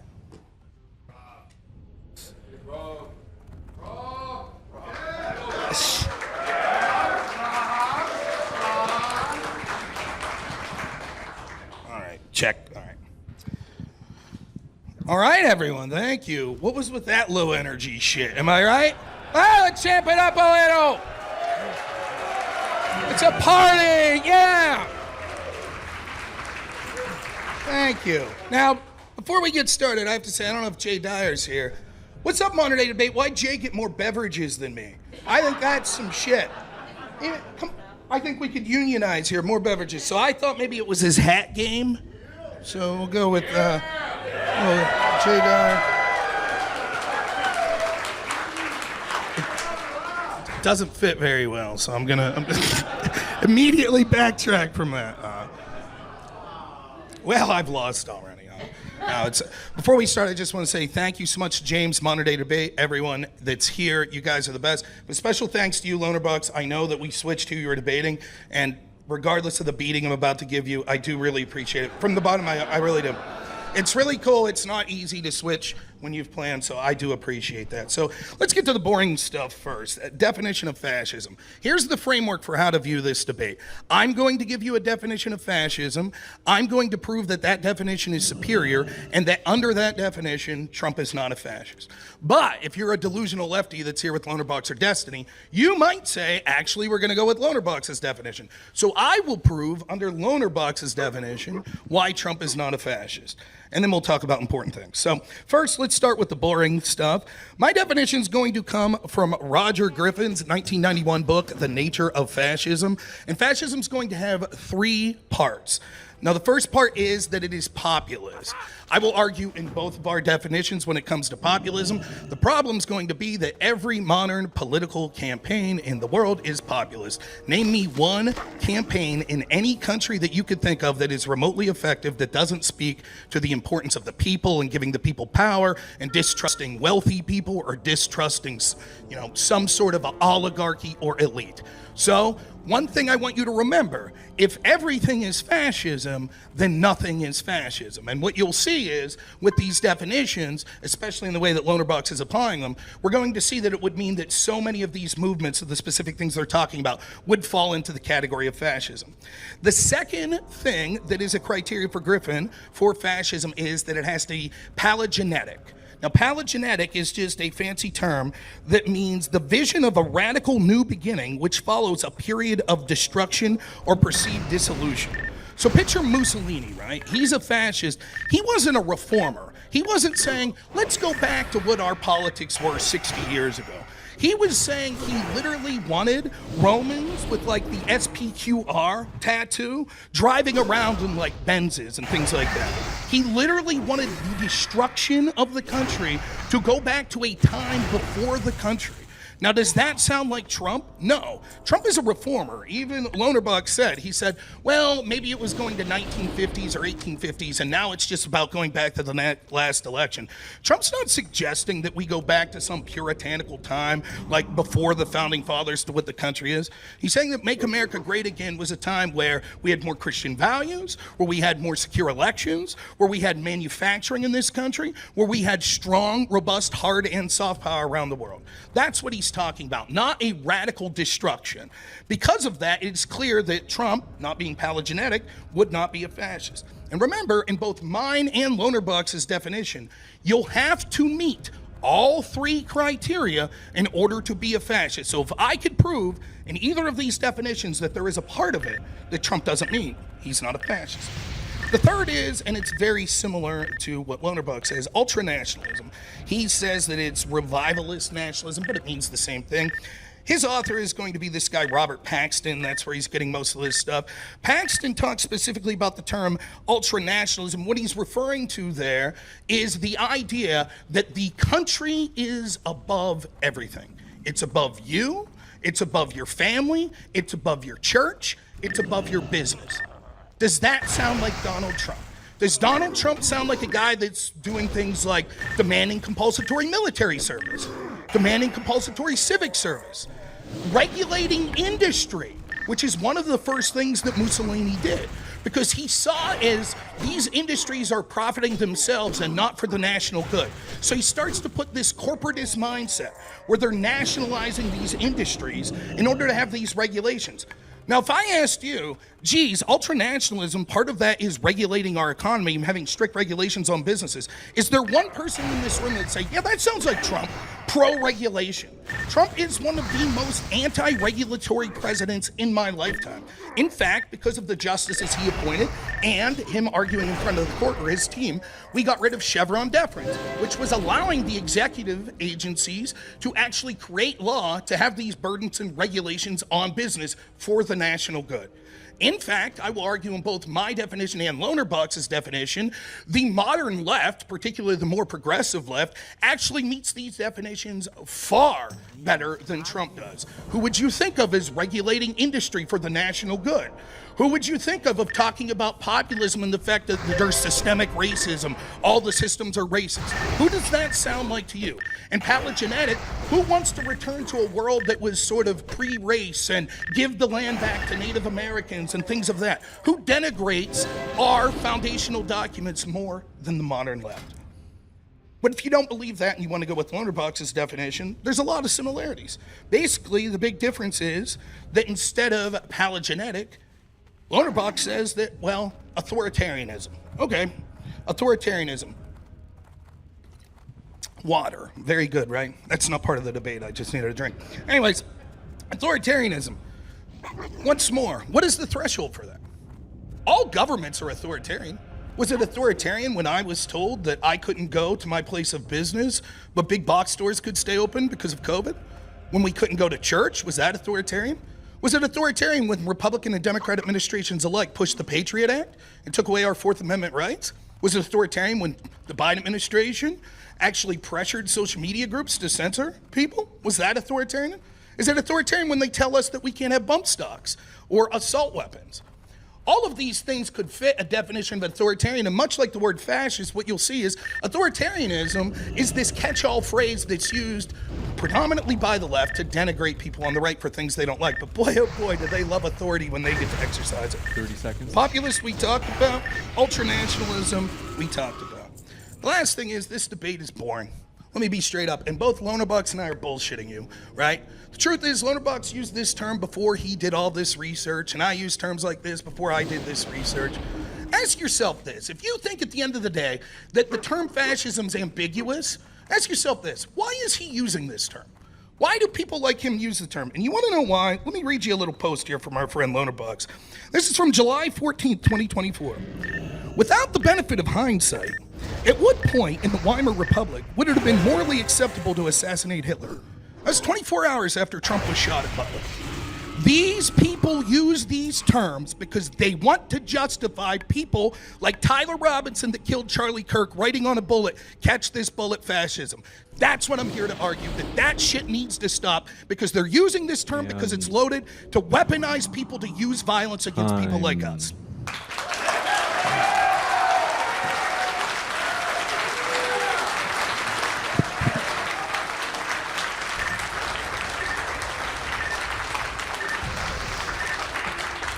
All right, I've got the timer set for you, gentlemen. The floor is all yours for open dialogue. So, let's do the boring stuff first. Can I respond to that first? What's that? Can I respond to that first, or did you want to? Yeah, why not? Okay. One thing about authoritarianism, my definition of I'm not using it as a stand-in for palingenetic. I'm just saying authoritarian means that it's in contrast to liberalism, which basically offers one, again, we can talk about government overreach all day, like lots, yes, I accept every state does this. Authoritarianism is contrasted with liberalism, which offers people this basic right for citizens and contending political parties to influence the composition of government through elections. Authoritarians don't like that, anti-authoritarians do. Do you have a problem with that definition? Well, yes, because what I would say, the devil's in the details there. So, for example, in this representative democracy we have here, if I vote for someone under the auspices that they will operate within the framework of our Constitution, and then they violate that, so they violate the First Amendment, is that authoritarianism, even though they were duly elected? I wouldn't say that makes them an authoritarian. You could call it like on a spectrum of authoritarian measures, sure, or anti-democratic measures, but there's a fundamental difference between someone's worldview when they say that they are accepting that they exist in a country where people get to choose the makeup of government through elections and people who don't. Okay, so then what would be the criteria we put that? You would acknowledge that it's just the rhetoric of Trump that would meet that and not the actual action. We had elections, Biden won, etc. So it's the rhetoric that's the problem? No, it's the fact that he tried to change the results when he lost. Do you think that he had any success in changing the results? What do you mean? Was that what I asked? I said he didn't. He tried to change the results when he lost. Yeah. I didn't ask what you asked. I asked the question. Yeah, so he tried to change the results when he lost. Right, so he tried. You don't get let off the hook for failing, right? He tried, but he lost, right? Do you think there's something to be said about the actual effects that went into action? So if I try and I lose, if I try and I fail, and then another person tries and they have some sort of success, which one would be worse? Well, going back, Hitler failed in the beer hall putsch, and he still ran in elections. Was he not being like authoritarian when he did that, or? Well, I'm not. We're talking about this on a sliding scale because you're using sort of this unique definition of authoritarian, right? We could argue back and forth about it. What we would all agree is that there's certain thresholds of authoritarianism that wouldn't rise to the level of fascist, correct? Would you be satisfied if I changed it to like anti-democracy, or? I mean, would I? That's your definition. That's why I'm asking, because I just want to see if we can actually find a definition that we agree on. Then instead of going through this, I'll get to the punchline. Like Trump and him trying to have a proposed legal challenge because he thought that there were shenanigans that went on in 2020, which he was right? Him having a proposed stalling strategy to have alternate electors, which would have caused stalling, which would have led the courts to look at this stuff, isn't trying to overthrow the country. However, the Obama administration, working at the behest of Hillary Clinton, actually taking disinformation sourced by Russians in order to spy on Trump's campaign and presidency, sourced by Russians, paid for by Hillary Clinton, under the auspices of Trump was colluding with Russians, when the FBI and the Obama administration knew that it was Hillary's team that was colluding with Russians. How is that not accepting the results of democracy? I'm just going to go back to the first thing that you said. Trump did not just offer a legal challenge, and he did not just say we want to stall for Eastman said 10 days, I think. Trump was saying to certify the proper slates, i.e. the fake ones for 7 states that he had produced. And what would have been the result? I don't know what the result would have been. It would have went to the court. Never been in that situation. It would have went to the court. How do you know that? Situation. Has that ever happened before? Has the vice president ever just taken? No. Yes. In Hawaii, yes. 2 other slates. Were they both certified by the state or not? No. Only the Republican slate was. And yet the Democrats put forth a slate. Because they said, we want to stall because there'll be a recount. For those of you who don't know, here's what happens. There's certain time frames that you have to meet, right? So it's like you have to have your electors in by a certain time frame. So in, I think it was 1960 Hawaii, what's going on is they knew there was going to be a recount. So the Republicans were the official slate of electors that the governor signed. They send that slate, which is what we're told you're supposed to do. The Democrats were worried that the recount would go their way, but there wouldn't be any recourse because these slates wouldn't be there. There would only be one slate there. So they proposed an alternate slate, which eventually was accepted. But at the time of the sending of the slate of electors, we saw that actually there was a Democrat slate that was sent that was not signed by the governor. Do you think that's the same? First of all, I'm not actually even sure that's true, given the legitimacy of the slates, because again, these didn't come from a party; they came from Trump and his own guys. Trump also produced a slate for a state that he didn't even claim to have won the popular vote in, which was New Mexico. Trump's once more, what was going on? I'm not sure of the specifics of New Mexico. What I'll say is this. What was going on was that he wanted these legal challenges sought. Some of the legal challenges actually ended up being successful, at least temporarily. For example, in Pennsylvania, the Superior Court of Pennsylvania ruled that mail-in ballots were illegal. Now, the Supreme Court, which I believe is a 5-2 Democrat court, actually overturned that later. But the whole point was, once the game's over, it's over. So Trump's trying to be like, we have this election that is massively changed, where we have millions more voting than we ever had, millions using this system that we never had, that the Western world. By the way, what's mail-in voting like in Scotland? I don't know. I don't engage in it. How about the rest of Europe? I don't know. They don't really like it. I wonder why. Because everybody knows it's less secure. Wait, so we try to challenge election results based on them? Since when we've done that? What I'm saying is that it's perfectly reasonable. This country's been doing it since the Civil War, no? What's that? This country, America, has been doing it since the Civil War. Not no? like this. Like so, just with more people. Having absentee ballots or having like certain ballots because you're in the military, you have an illness, is different. Like in my state of Pennsylvania, I think the amount of mail-in ballots that increased were something like 20 to 30% of all of our ballots were mail-in. And there's significant problems. But I'm not getting into another just to be clear, though, January Rob, 6th debate again. Well, these weren't the same, but these weren't the same complaints that Trump was having at the time. Well, first of all, before the election, he said that these alternate votes were going to be cast by different countries. We know that's not true, right? He's not even saying that anymore. That other countries were just making ballots and sending them to the United States to get them cast. Well, we just had the revelation in 2020 that we saw China was hacking voting systems. Well, what was China doing? Was covered up by was China making ballots and then trying to get them cast in the United States? There are allegations of that. No, they weren't doing that. We're likely to learn more. We're likely to learn more about it. I know that you and the lefties don't want more. We're likely to learn more. The story's just breaking. We were told over and over certain things like illegals aren't on the registry. Oh, they are. Well, illegals don't vote. Oh, we are. We just learned that this week. Then we had the story break about China. Actually, China was doing everything that we accused Russia of doing in 2016, and instead of our FBI deciding, oh, we're going to just blow up this massive scandal to help Hillary Clinton, this time they covered it up. Now, if it's so important to secure our elections from foreign sources, why did the FBI hide that information the for story, years? Again, I feel like I need to correct like 3 things at once. The first thing that happened with China that we do know about, we'll get the facts in the future. Hopefully this thing that Trump just pulled out of his ass 6 months before the 2020 election just turns out to be true now when we don't have any facts. In China, Digaboo, nigaboo, digaboo. Gonna take a fart. Oh, did you hear it? I was like, it sounded like you pushed real hard though. Oh, I might have to check myself on that one. Yeah. No, that one sounded dry for sure. You're good. You sound like an expert. I am an expert, DVD. Why does this keep resetting every time I fucking log in? Oh, never mind. Not. Okay, I need to do boogie jiggy boo. Yeah. What did you say? Yep. There's a priest there.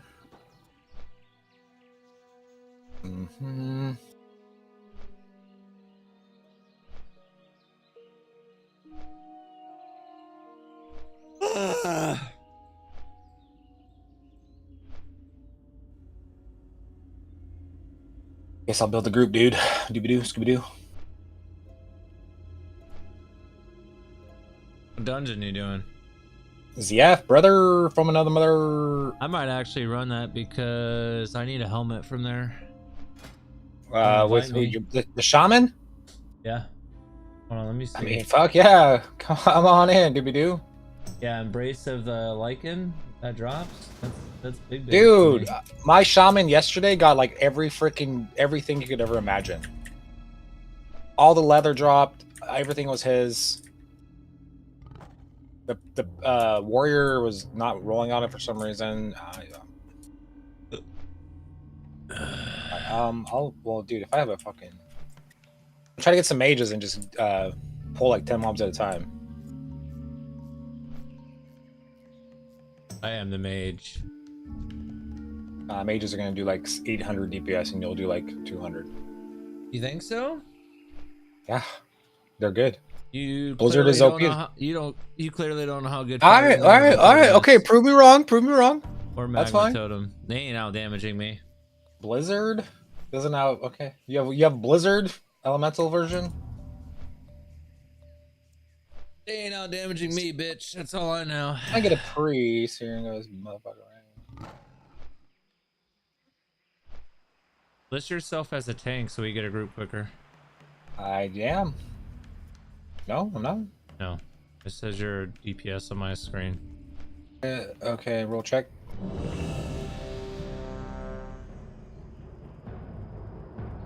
There you go. Jigaboo. Jigaboo. Okay, I want this priest, but you want mages though for sure. More warlocks. Priest 7. Yep, come on in, bud.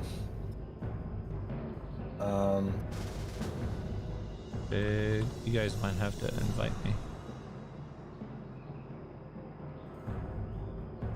A mage. Okay, Nokio.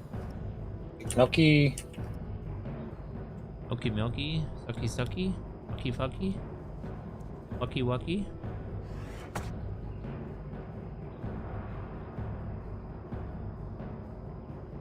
Yeah.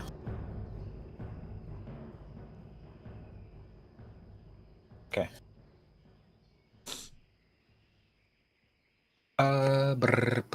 We need.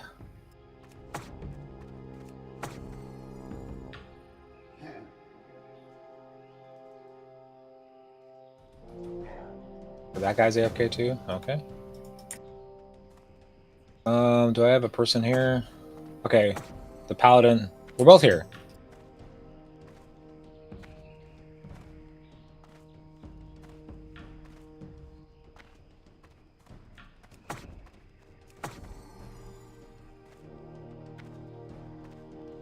So, what piece do you want? You want leather or something?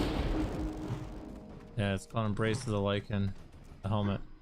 Which boss? Oh, yeah, the last boss? Okay.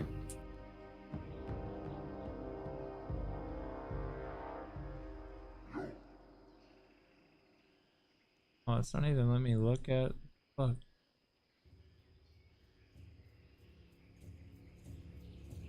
I can't even look at the fucking.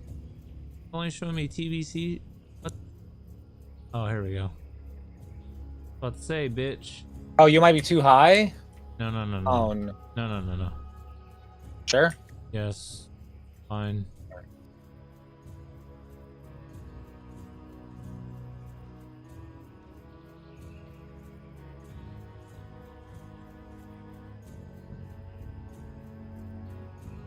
.44% drop chance. Ugh, it's cringe. Bad upgrade though.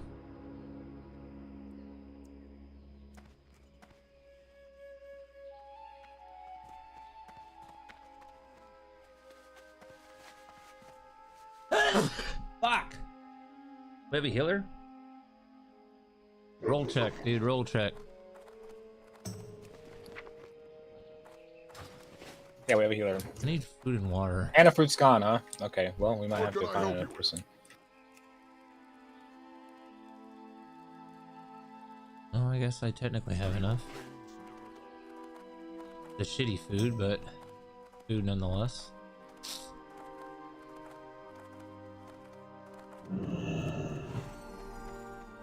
Alright, I'm in Gromgall. I'm Zeppelin over, but you guys might have to summon me.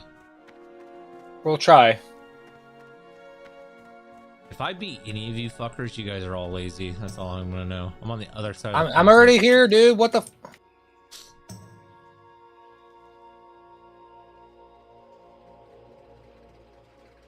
This is mana fruit, bitch. He's BC'd. He's right there. Who's Looks healing? like. The other paladin? I mean, you asked. I mean, it's either you or the paladin. So yeah, it's the other I'm paladin. not healing. Dude, why are you asking these questions, man? There's Well, he's there's one labeled as a paladin. DPS, that's why I'm asking. I asked him. I was like, "Hey, you're a healer, right?" And he's like, "Yeah," because he was listed as a healer. Okay, well he's a dumbass and he didn't fucking choose his role as a healer, so. When I was building the group, there was 2 healers. What the fuck? This shit just lagged like a bitch. I wanted a priest, but the guy was not answering me, so I picked up this guy. There's a alliance.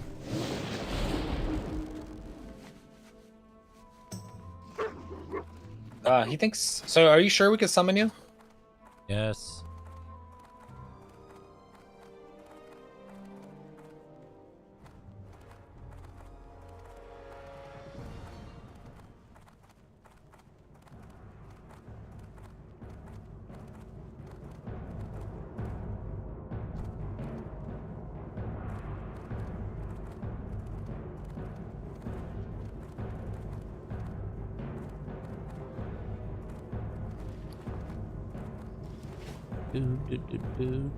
I gotta go down that way anyways for this quest, so.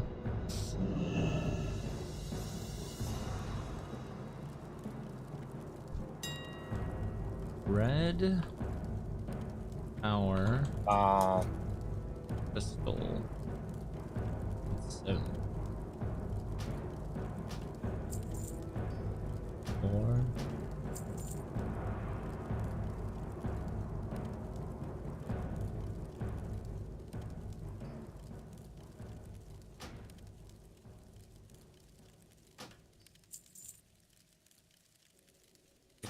Oh, you don't have the mallet, right? Do you?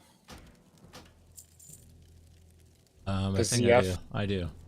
Oh, nice. I have everything, dude.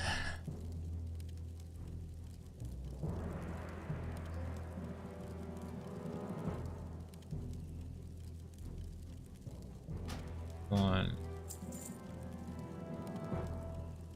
Mage's already. This guy's gotta get quick.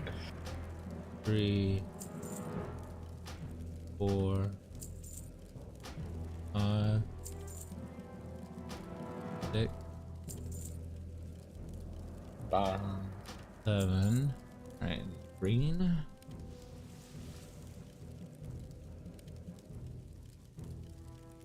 I cannot summon you. 1. Fine, I'll be there soon. 2, 3, 4. What's the is it 10 levels or something? 6, 7. I don't know. I don't ever remember this being a thing. This is either something new or I don't ever. No, it's ever, always ever, been kind of ever, like this. ever remember this ever being a thing in this game. It makes no fucking sense. So, no idea. Let's see. Couldn't tell you. Hold on. I think it's like between. 2, 3, 4, 6. Why is he summoning these people that are right here? 7. All right. Still.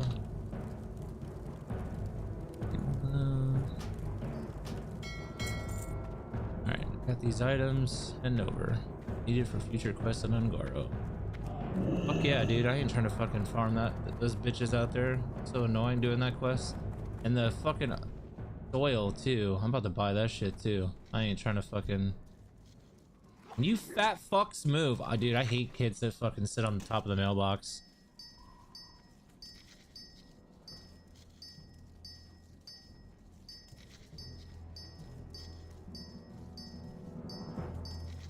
Five water.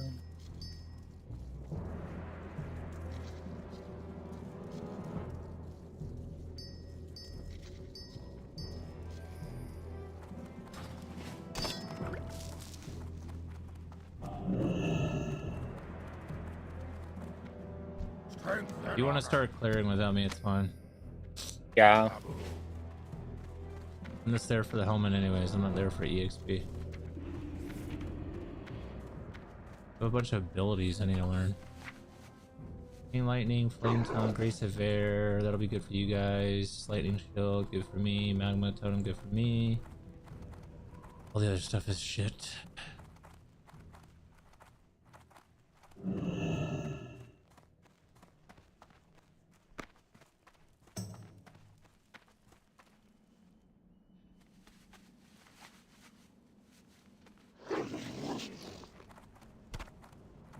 So many questing items on me.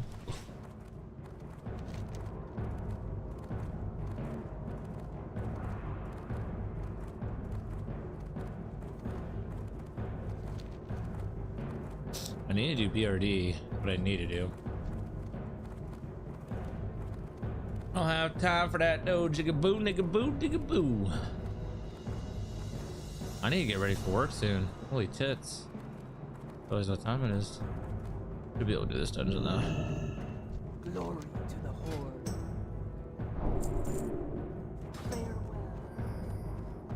Fly to Gadget Sand.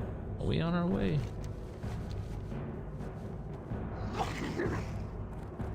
It's so fucking gay you guys can't summon me. It's actually retarded. It makes no sense. Game's It does, so you don't summon like a real high level character. No. Rush you. Doesn't matter. They fucking nerf boosting anyways. It literally doesn't matter. It makes no Yeah, sense. but that was from the beginning. Blizzard's just retarded. We're cleaving, dude.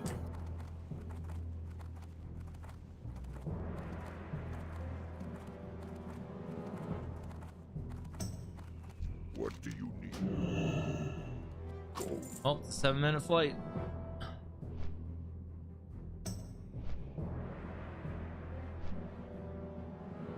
I gotta take a piss anyways. Right.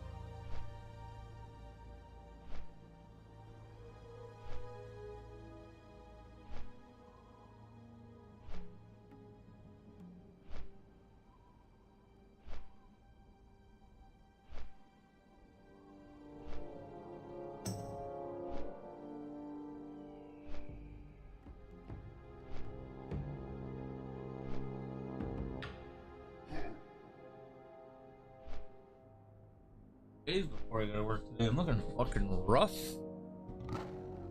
When you gotta work? Be there at 2. I gotta start getting ready here in the next like hour. But we should be done way before that.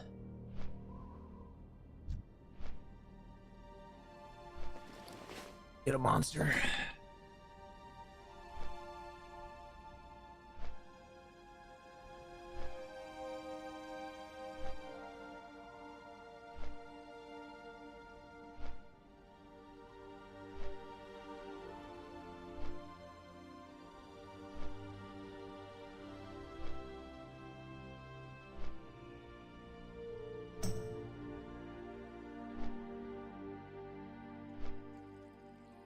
Damn, dude. Hotter than 2 rats fucking in a wool sock outside, bro. Crazy.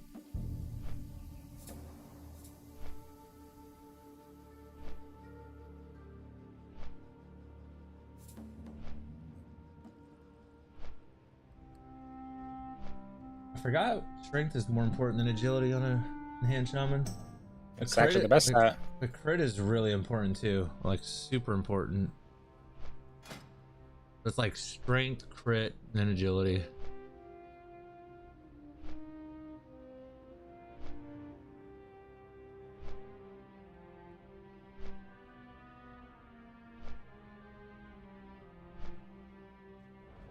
And agility's good too.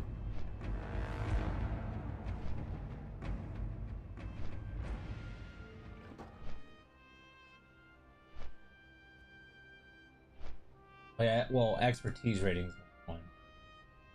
Strength, hit rating, haste rating, crit strike rating, agility, and attack guard. Not downgrade gear quality just to hit that caps. Expertise rating reduces cost dodge chance. Top priority until soft cap 25 expertise. 3.5 rating. Strength scales efficiently. Great buffs like Blessing quite powerful. Oh yeah, do you have Blessing of Kings yet? Yes. Can you give that to me when I get in there? Yeah, you get like agi and strength. Yeah, you get everything. It's an overall better buff to give out. Unless you're struggling with mana.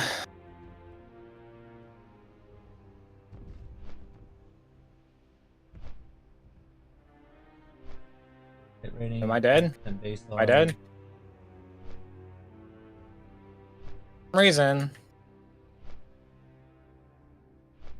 I had to lay on hands myself. Agility and attack power provides minor crit baseline scaling, but it's lower on the priority.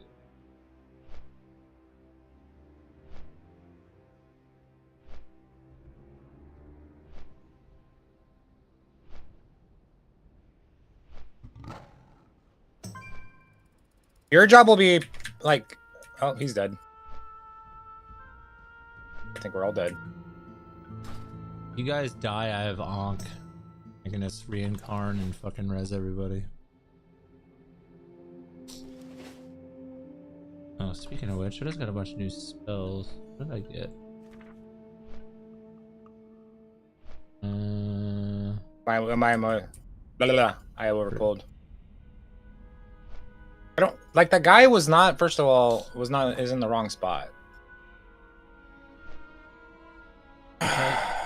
I told him exactly where I'm pulling him, and then like I come around and I'm getting whacked fucking by mobs and he's not healing me. And I'm like, what the fuck? I lay on hands myself. Then he starts healing.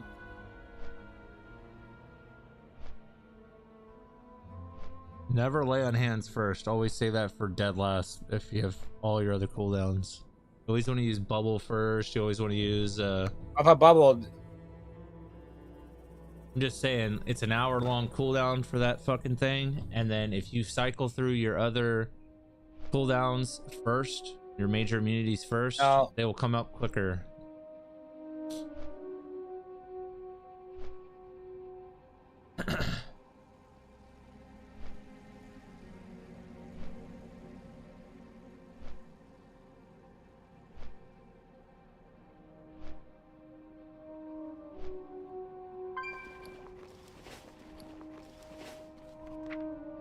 Don't worry, Daddy's almost there. He'll save the day.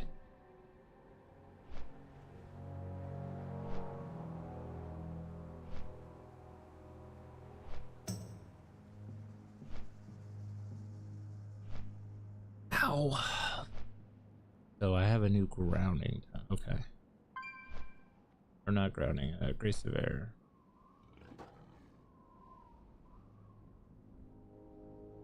$77. Windwall totem, the most useless totem.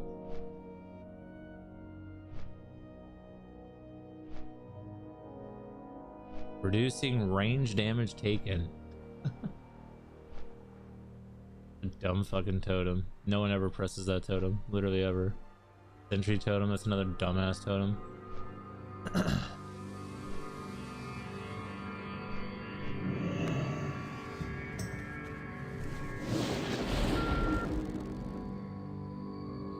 There's a Roog here.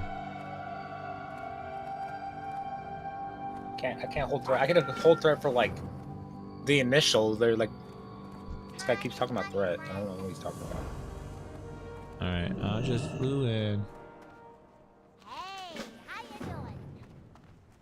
Ah, potential customer. Ah, potential customer. Y'all killed the first boss yet?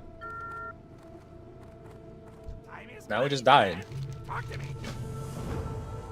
Keep it real. Okay. What's up? So the answer is no. I got the Noggin Fogger elixir, dude. Thing's OP. Alright, let me make that Gadget Zam my home, and I'm running over.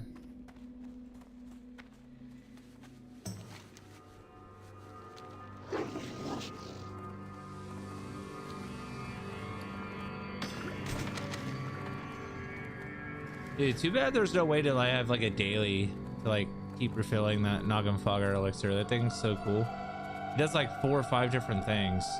It could either make you like big, small, make it to where you can turn into a skeleton. I'm just gonna pop it. Why not? I'm small. I'm tiny. I'm little. God, I'm so tiny. I'm coming. I'm little, but I'm coming.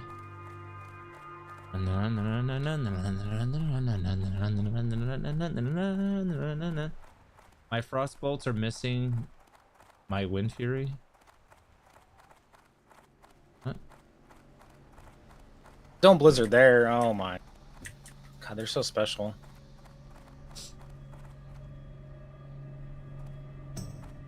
Special ed. I'm not performing on these fucking mages. Tell 'em what's up. That was a good pull right there.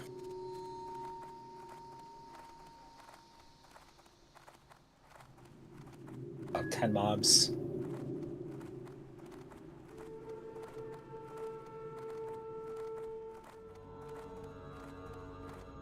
Lotus, let me get that real quick. Slurp it up.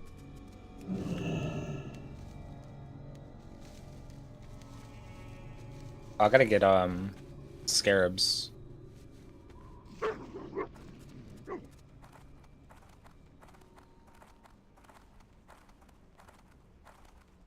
I said rip my XP.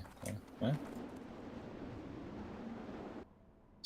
He's complaining about my level. I'm too high. Oh. Gonna suck up all the...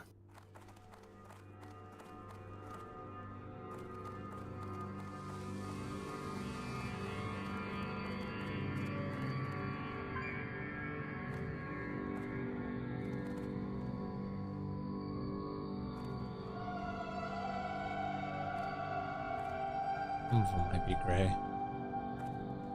Probably. I'm here for the Lycan home. Damn, you guys are not very far in. Oh, get the totems. If you see totems, kill them, alright? It's the most important. Oh, they killed my shit.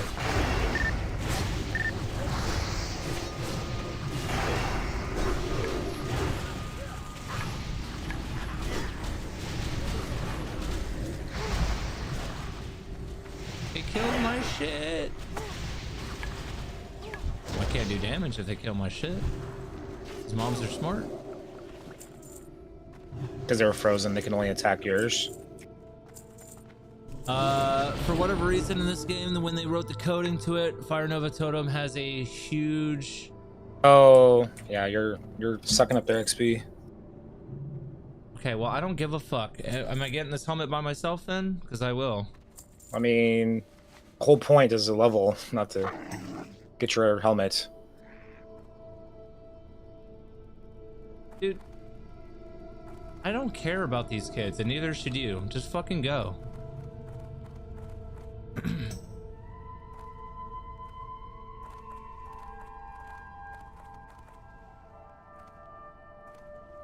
I'm gonna pull to where you're at right now.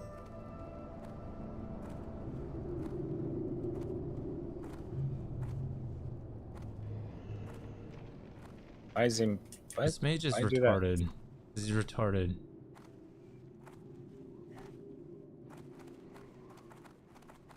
Our healer just DC, dude. Oh, he's gone. So you're gonna... Okay, well just go. Get the fuck out then. Just fucking kick all these fucking faggots. Who gives a fuck what any of these guys think? I don't care about any one of these fucking people in this group. And neither should you. Let's just fucking go. Find someone who's not a crybaby. You're gonna deal with a lot of crybaby fucking little soy boy bitch boys in this game, dude. Just fucking... I'm gonna eat dick and move on.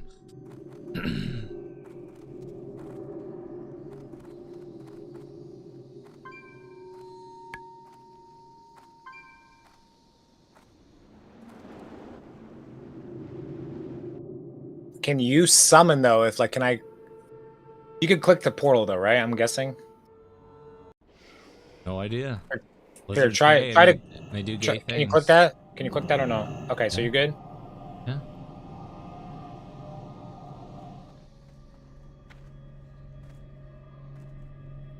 Just kick these fucking faggots. Just kick them all. They're all fucking crybabies. Kick them out. You'll find people to replace them super easy. Right, so we don't want a leather wearer. Those are all leather. Okay. Those are all leather. There's a healer. You don't even need a full fucking group at the end of the day. You could just invite a healer more than anything. Got a healer. I mean they don't want to waste time, you know, it makes sense.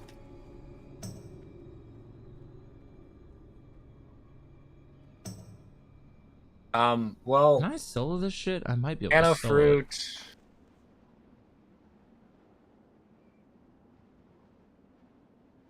Here, let me let me try soloing this really quick.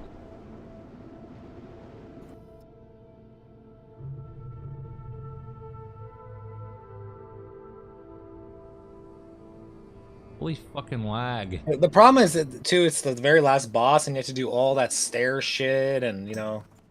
Oh yeah, I forgot about that. I do have to do that. It's very, very tedious. This might not be worth it for me. Yeah, never mind. Yeah, that's what I was thinking. I was like, I don't think that's Forgot worth about it. the gauntlet. Alright, fuck it. Go to your own group. I don't want to listen to fucking virgins cry in this game. Jesus Christ, Game's alright. 20 years old. I'm the one who gets balls. fucked out of this shit, dude. Wham, my XP bar. Fuck up, dude. Get the fucking Outland where it matters. Jesus Christ.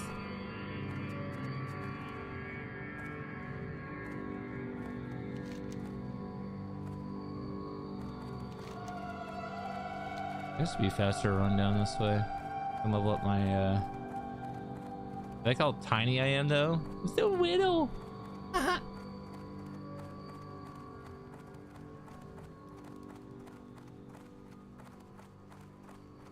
Level 41 healer. Alright. 3 mages, doobie-doo.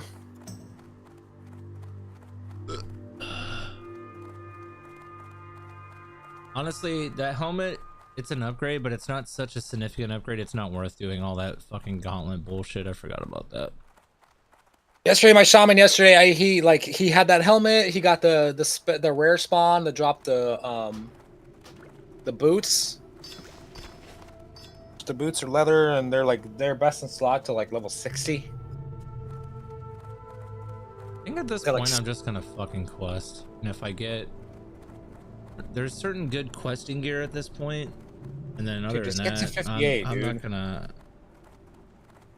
not gonna worry about fucking dungeon gear. Yeah, you shouldn't be. Yeah, but I want my experience in Outland to be quick and swift. If you go in there It's with slow Bitch for like Warrior, literally the fucking- first 10 quests and your character gets built, you know? Like it's not like rocket science. You just get to 58. It's gonna be a little rough at first, but you're a shaman, so you'll be fine. You're not a warrior. 62, I start fucking flying now. That's when I get water shield. GG. GG no re.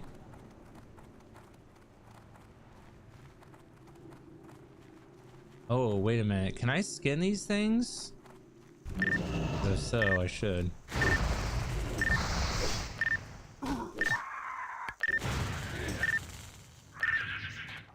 All these mages are female trolls. These Gotta aren't be a reason, skinnable? right? What about this thing? Is this thing skinnable?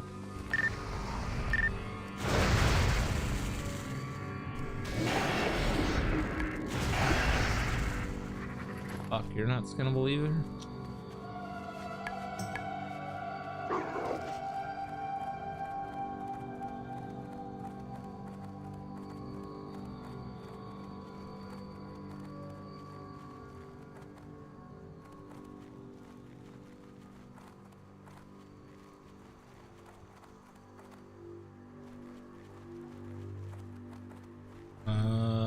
I know you're skinnable, but can I skin you?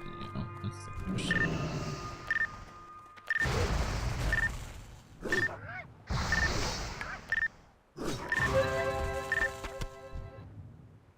too high. All right, I gotta level my skinny. So where can I level that at over here without having to? I don't want to go into Ungoro yet then. Because Ungoro is a great skinning place, and I wonder if double sword leather is still like profitable. I would assume it is because the fucking gloves and the pants are like over 100 gold, so or like 20 gold a pop, 10 gold a pop. What are we thinking? I don't know. Can I skin these things?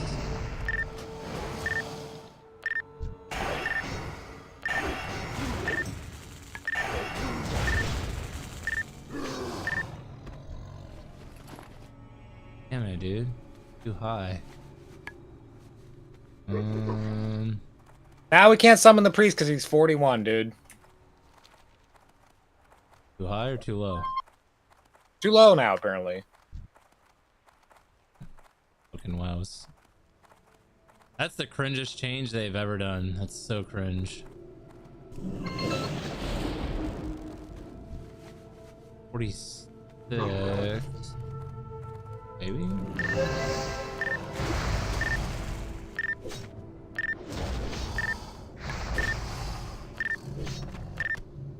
Oh, and do 46.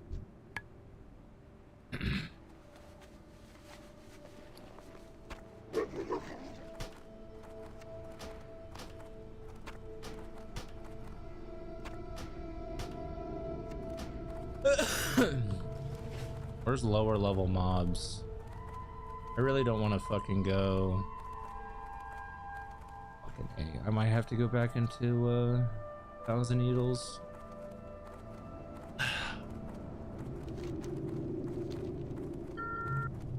Oh, there's an alliance player out here. I'm gonna take all my frustration out on him.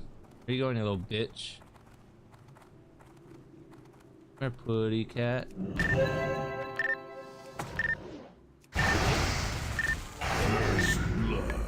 There, you little bitch.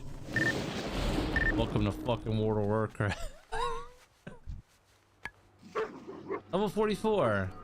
Surely we can kill this fucking thing, right?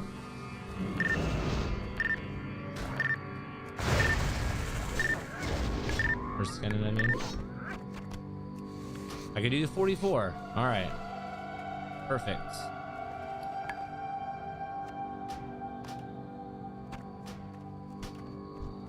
You're 47. You're way too high. 46 is too high. 45, maybe? I don't know about 45, but we're gonna find out today.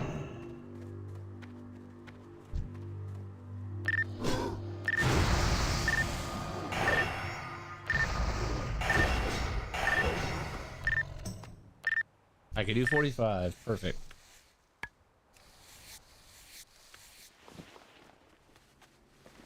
Thick leather and heavy leather. Thick leather is worth some gold, dude. 44. Scorpion. I can do that.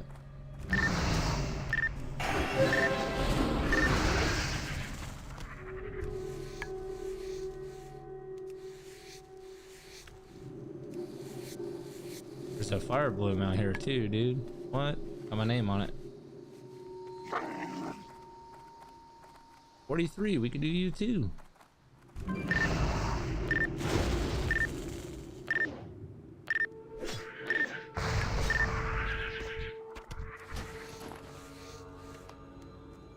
Getting us 229 out of 300.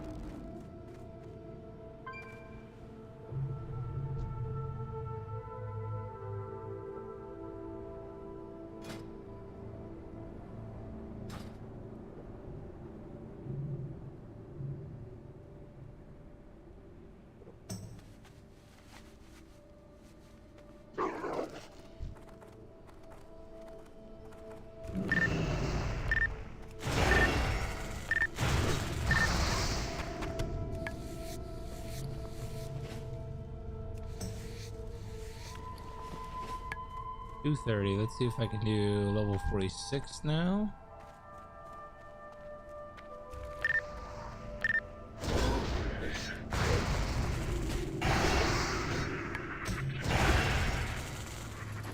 I can do level 46 now. That's thick leather.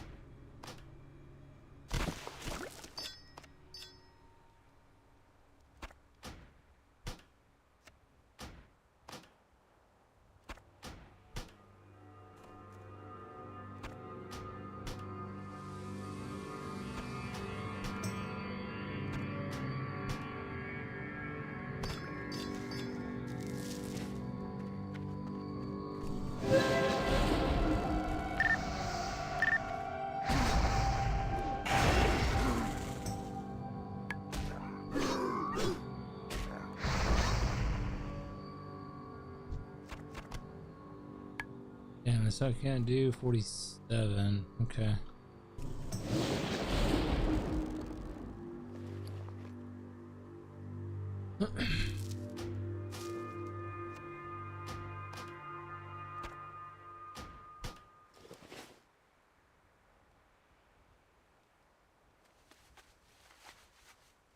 The fuck? Sounds like a space shuttle is going off.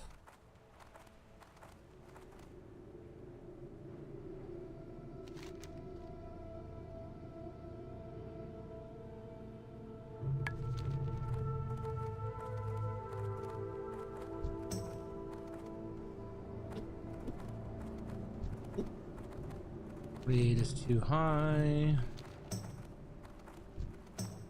46 is just perfect.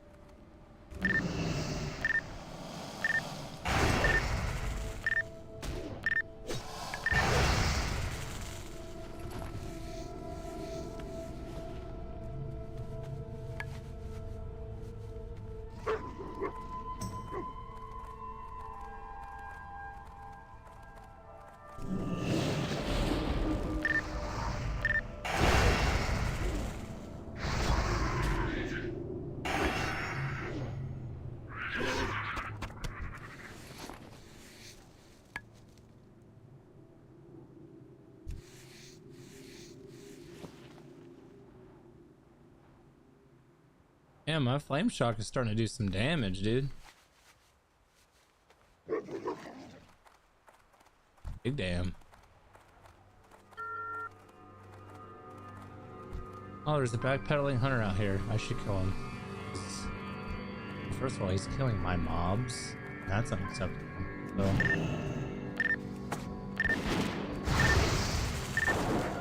Oh, he's a bot. He did the world a justice. We did justice.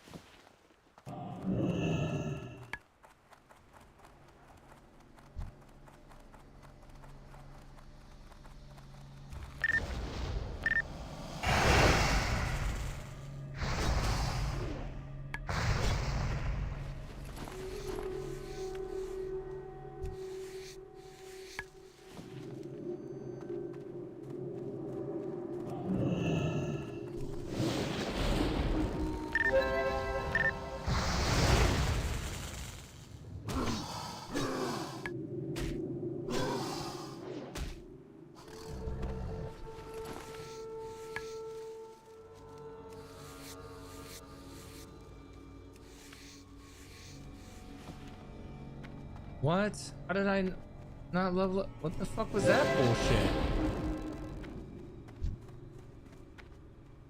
Cool.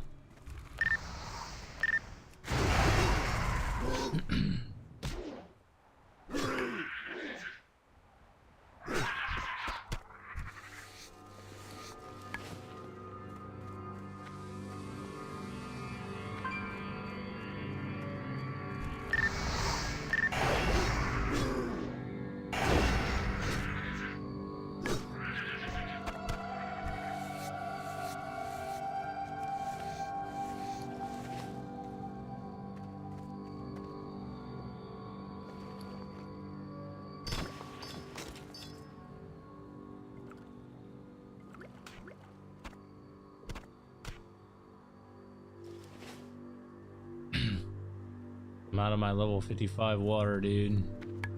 Tragic. Damn, I'm not high enough.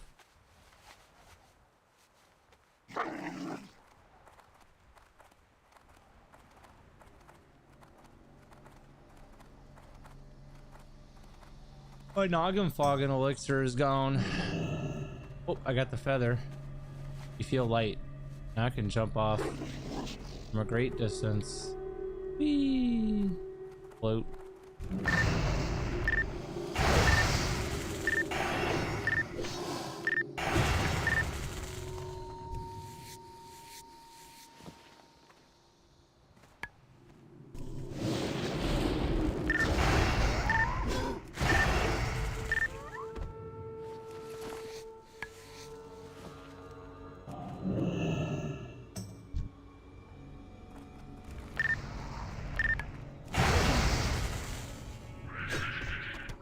Crapola.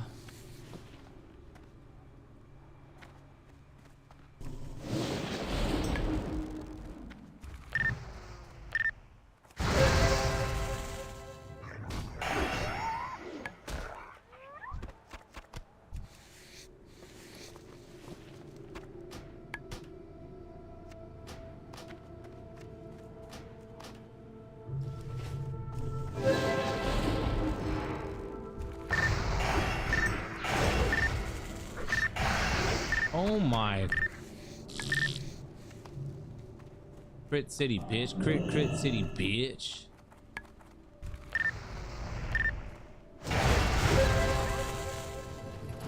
Dude, Shaman is so satisfying. I fucking love it.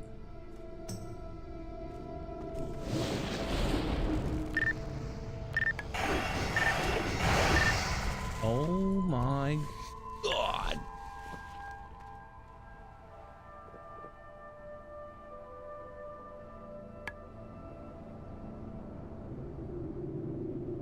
How's your gay ass dungeon group going? Anyone crying in there?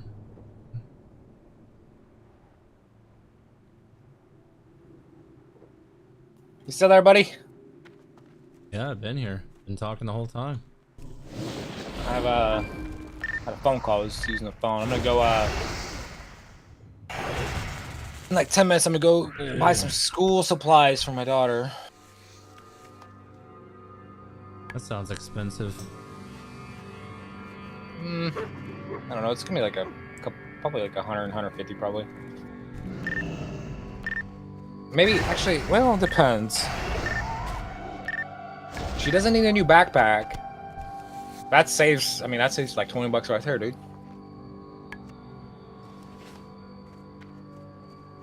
A skinning master, dude.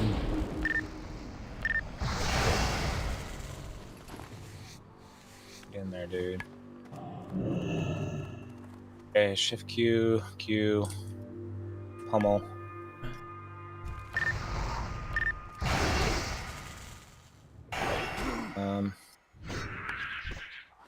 How did I miss? That makes sense. Undercut. Dude, people undercut you instantly, man. There's probably bots just sitting there watching. Non-stop, dude. Yep. Cool, dude. Welcome to World of Fadcraft, dude. Yeah.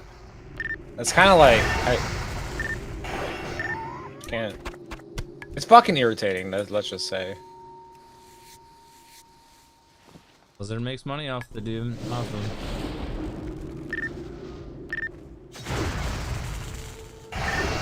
Oh my. I'm farting everywhere. Oh, what is that? Ending is 240. I'm gonna need. Wait. All right, yeah, I gotta go. I gotta start cooking stuff for my meals. You gotta cook your meals. You gotta. Yeah. You're leaving your dungeon group. I already left it. Cause I was gonna do that dungeon, but then that's like we would have almost been done by now. The priest fucking we couldn't. He's in Badlands. We couldn't summon him. So I was like, all right, I'm just gonna. And then at the same time, like I got a phone call. Yeah, sounds like some gay shit. I don't understand. Like, what's the the reason? Like, you're low 56 and you can't. It's just because you don't fall into that bracket of the like. What's ZF is? I'm like just slightly too high for that dungeon, like barely. I think the bracket should later be like. on, if there's any mobs that are 48 in there, which they are later on in the dungeon, you guys would have not suffered from any kind of loss of EXP. It's just that beginning trash is 46, so I don't get no experience for that. So either will you guys. But because there was gray mobs at the beginning. Well, I mean, actually, I think those mobs are about the same level. The ones where you later in the dungeon, there. there's 48 level mobs later in the dungeon, and y'all would have been fine. Anyone who, like, anyone who's trying to min-max the dungeon leveling and TBC this late is a cringe lord. So, I mean, there's a lot of mages that are like just leveling through dungeons. They're virgins and bad at the game. I know. You're not telling me anything I don't know. You get it. You don't know what pussy looks like. I'm not min-maxing my fucking everything. Shit that doesn't matter at this level.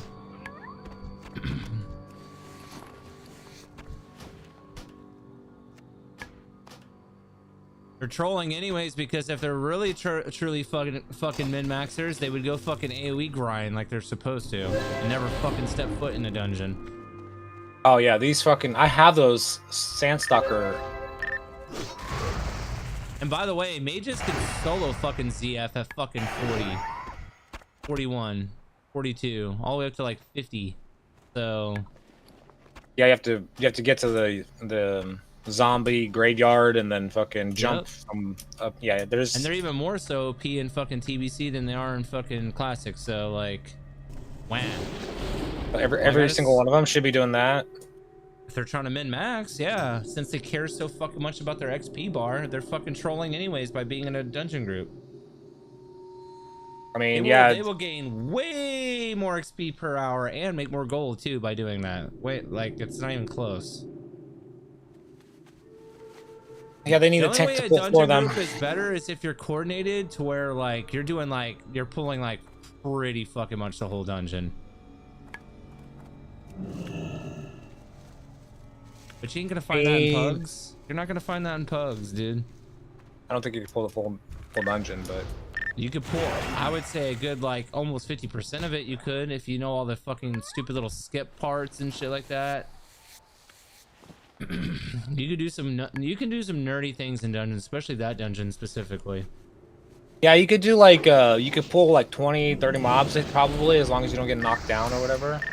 Then ice block is around the corner or something. Have the mobs go to you. And mages can coordinate it to where they can do some nerdy things together between bubble and blocks and stuff. So like, it just gets real sweaty min-maxy. So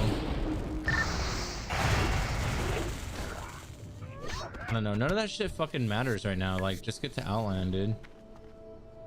Like, what are you in a rush for at this point anyways? It's not like you're gonna get server first. The fuck, we're almost in phase 3. Like, what are we even crying about? I mean, just what they're complaining about kind of makes sense, because they're wasting time because they're off work, whatever. Y'all should have been halfway done with the dungeon by the time I got there. That's y'all's fault. And And they saw my fucking level before I got in there, so they could have left way. He before would have if those. If they had sucked dick, exactly. No, I told him I was like, hey, I'm gonna pull here, and then like the mage was jumping in the spot. Yeah, I was like, so I was like, bad I'm gonna pull. anyways. I'm gonna pull to there. I was like, I'm gonna pull to there, and I pulled right, and then that paladin healer was like. One didn't thing catch that you will see very clearly in this game, dude, is the amount of fucking retards that play this game. The number is insane. There's way more bad people that play this game than there are good people. The amount of good people, like less than 1%. Like, there's so many bad people that play this game. So many. I still see keyboard turners and backpedalers and clickers to this fucking day. This day.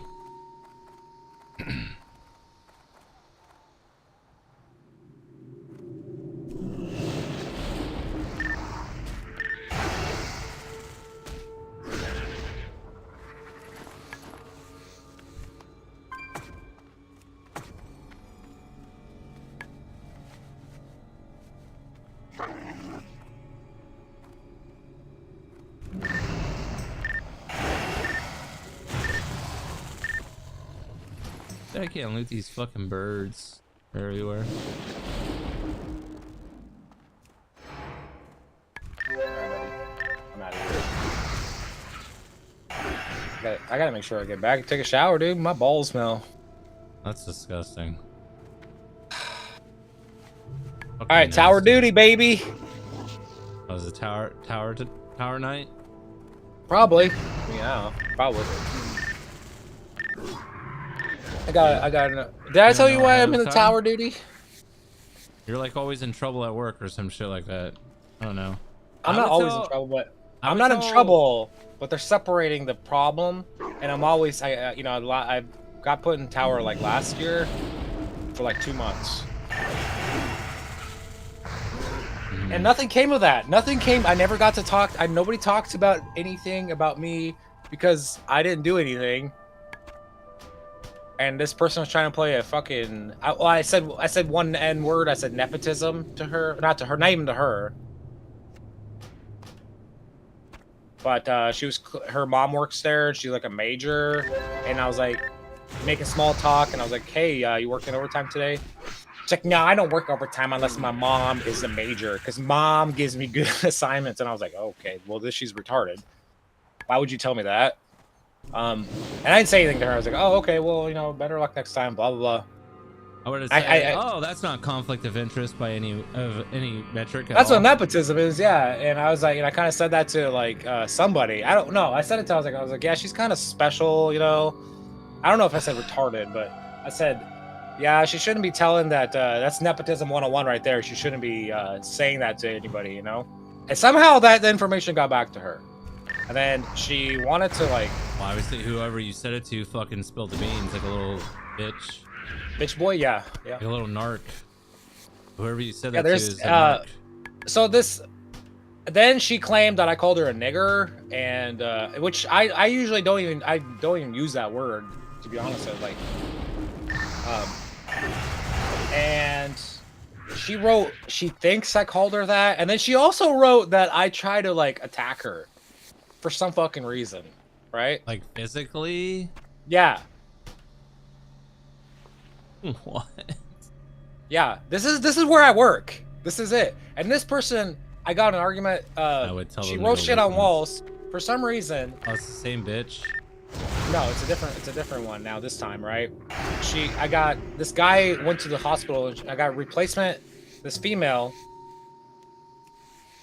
and she wrote on the wall, and I knew 100% that she wrote something on the wall because I took a piss at 9:30 p.m. before I left. I came back at around 10:30. On the wall, she's the only one there in the bubble. She wrote some stupid shit about me being a woman beater and shit. For some fucking reason. And I was like, why the fuck did you write that? I was like, I know you write that because you wrote that. And she like rolled her eyes. I didn't write that. I was like, that's not even my handwriting. I was like, well, it's really easy. You just write with your left hand. So I called her. I was like, you're a child. And she's like a snitch, dude. And I was like, you're a fucking snitch. I said this stuff to her. Which I didn't call her a cunt, a bitch, nothing. I just called her a child. You're a fucking toddler. You write on walls.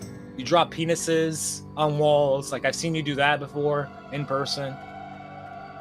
And then she's like, I'm fucking leaving. I was like, no, you're... I was like, no. She told me to leave the bubble. I was like, get the fuck out of my bubble. I was like, no, I'm not. This is my post. And then she's like, okay, I'm leaving. I was like, well, no, you're not supposed to leave your post because, you know, you're supposed to get relieved first. And then she called. Okay, let her get in trouble. Who gives a fuck? Then she called somebody and the guy let her go. And then that fucking guy is like, well, you yelled at her. I was like, well, I used my dad voice on her because she was writing shit on walls. I was like, is it okay for her to write or graffiti fucking state property? Is that okay with you? She's like, no, but you didn't do the, how you're supposed to do, like you should have just wrote a 434. It's like, well, why don't you just black out the stuff? I was like, no, I was like offended. Like, you're writing fucking spreading rumors and shit about me, writing on walls. I was like, yeah, I wasn't happy about it. So I fucking called her out on it. But I was like, well, I didn't call her any fucking name. I just called her a child because that is very child, you know, a toddler, a 3-year-old that draws on walls because they don't know any better. But it's like they get every fucking most females in there are entitled. They think they're special and shit. And that one especially thinks she's entitled because her uncle works there and her dad works there. And her dad was a sergeant, but he stepped down. What's with the conflict of interest of where you work? That's so insane that family members are allowed to work together at a prison. Like, what is that? Yeah, there's extreme conflict of interest, bro. I am literally not allowed to work with my fucking girlfriend now because I'm going into management. She's not allowed to work at the same store as me, and that's where we met. Is we met at my store. We are not allowed to work together. That's the thing. It's just like, and then I got in an argument with that black girl like a year ago, or not argument. She accused me, and I was brand new. This one fucking bitch I didn't call, actually that one I did call a bitch because I came to a house and she called me, you fucking motherfucker, and she's in there like pointing at my face with her fucking finger like point blank. What do you do? And I was like, everybody off. Dude, I didn't do anything to that. Like, she said I hung up on her. I was like, what the fuck is she talking about? Like, and I let her like fucking scream at me, right? I was brand new. I was like, all right. I was like, okay, I'm gonna chill the fuck out. And then she did it again, and then she kept interrupting me when I was trying to tell. Like, I was like, well, I was like, what are you fucking talking about? And then I called her, but at that point, like, it was very heated. I was already fucking like, but so nothing came of that because she was literally on camera pointing at my fucking face and calling me motherfucker. And then there was a witness there for like and I saw that guy. He was working overtime. The guy's like a fucking he works at the dietary, which is they're like they got like lieutenant fucking wages. And I was like, do you remember that happening? He's like, oh yeah. I was like, do you remember her like screaming at me and shit? He's like, oh yeah. All right, I gotta go. All right, later, dude. I'm getting yelled at by grannies. Yeah, I'm all riled up now about what happened. Later. Later. My game is bugged. I don't have any of those quests. Why is that showing up in my shit? It's because I was in a group with him?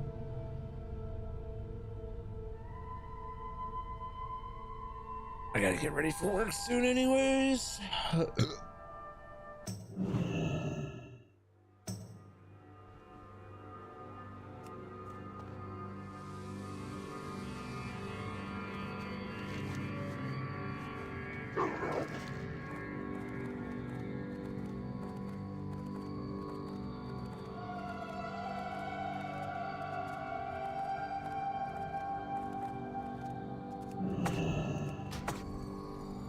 What? Why? Why does this move? Shit is starting to really piss me off.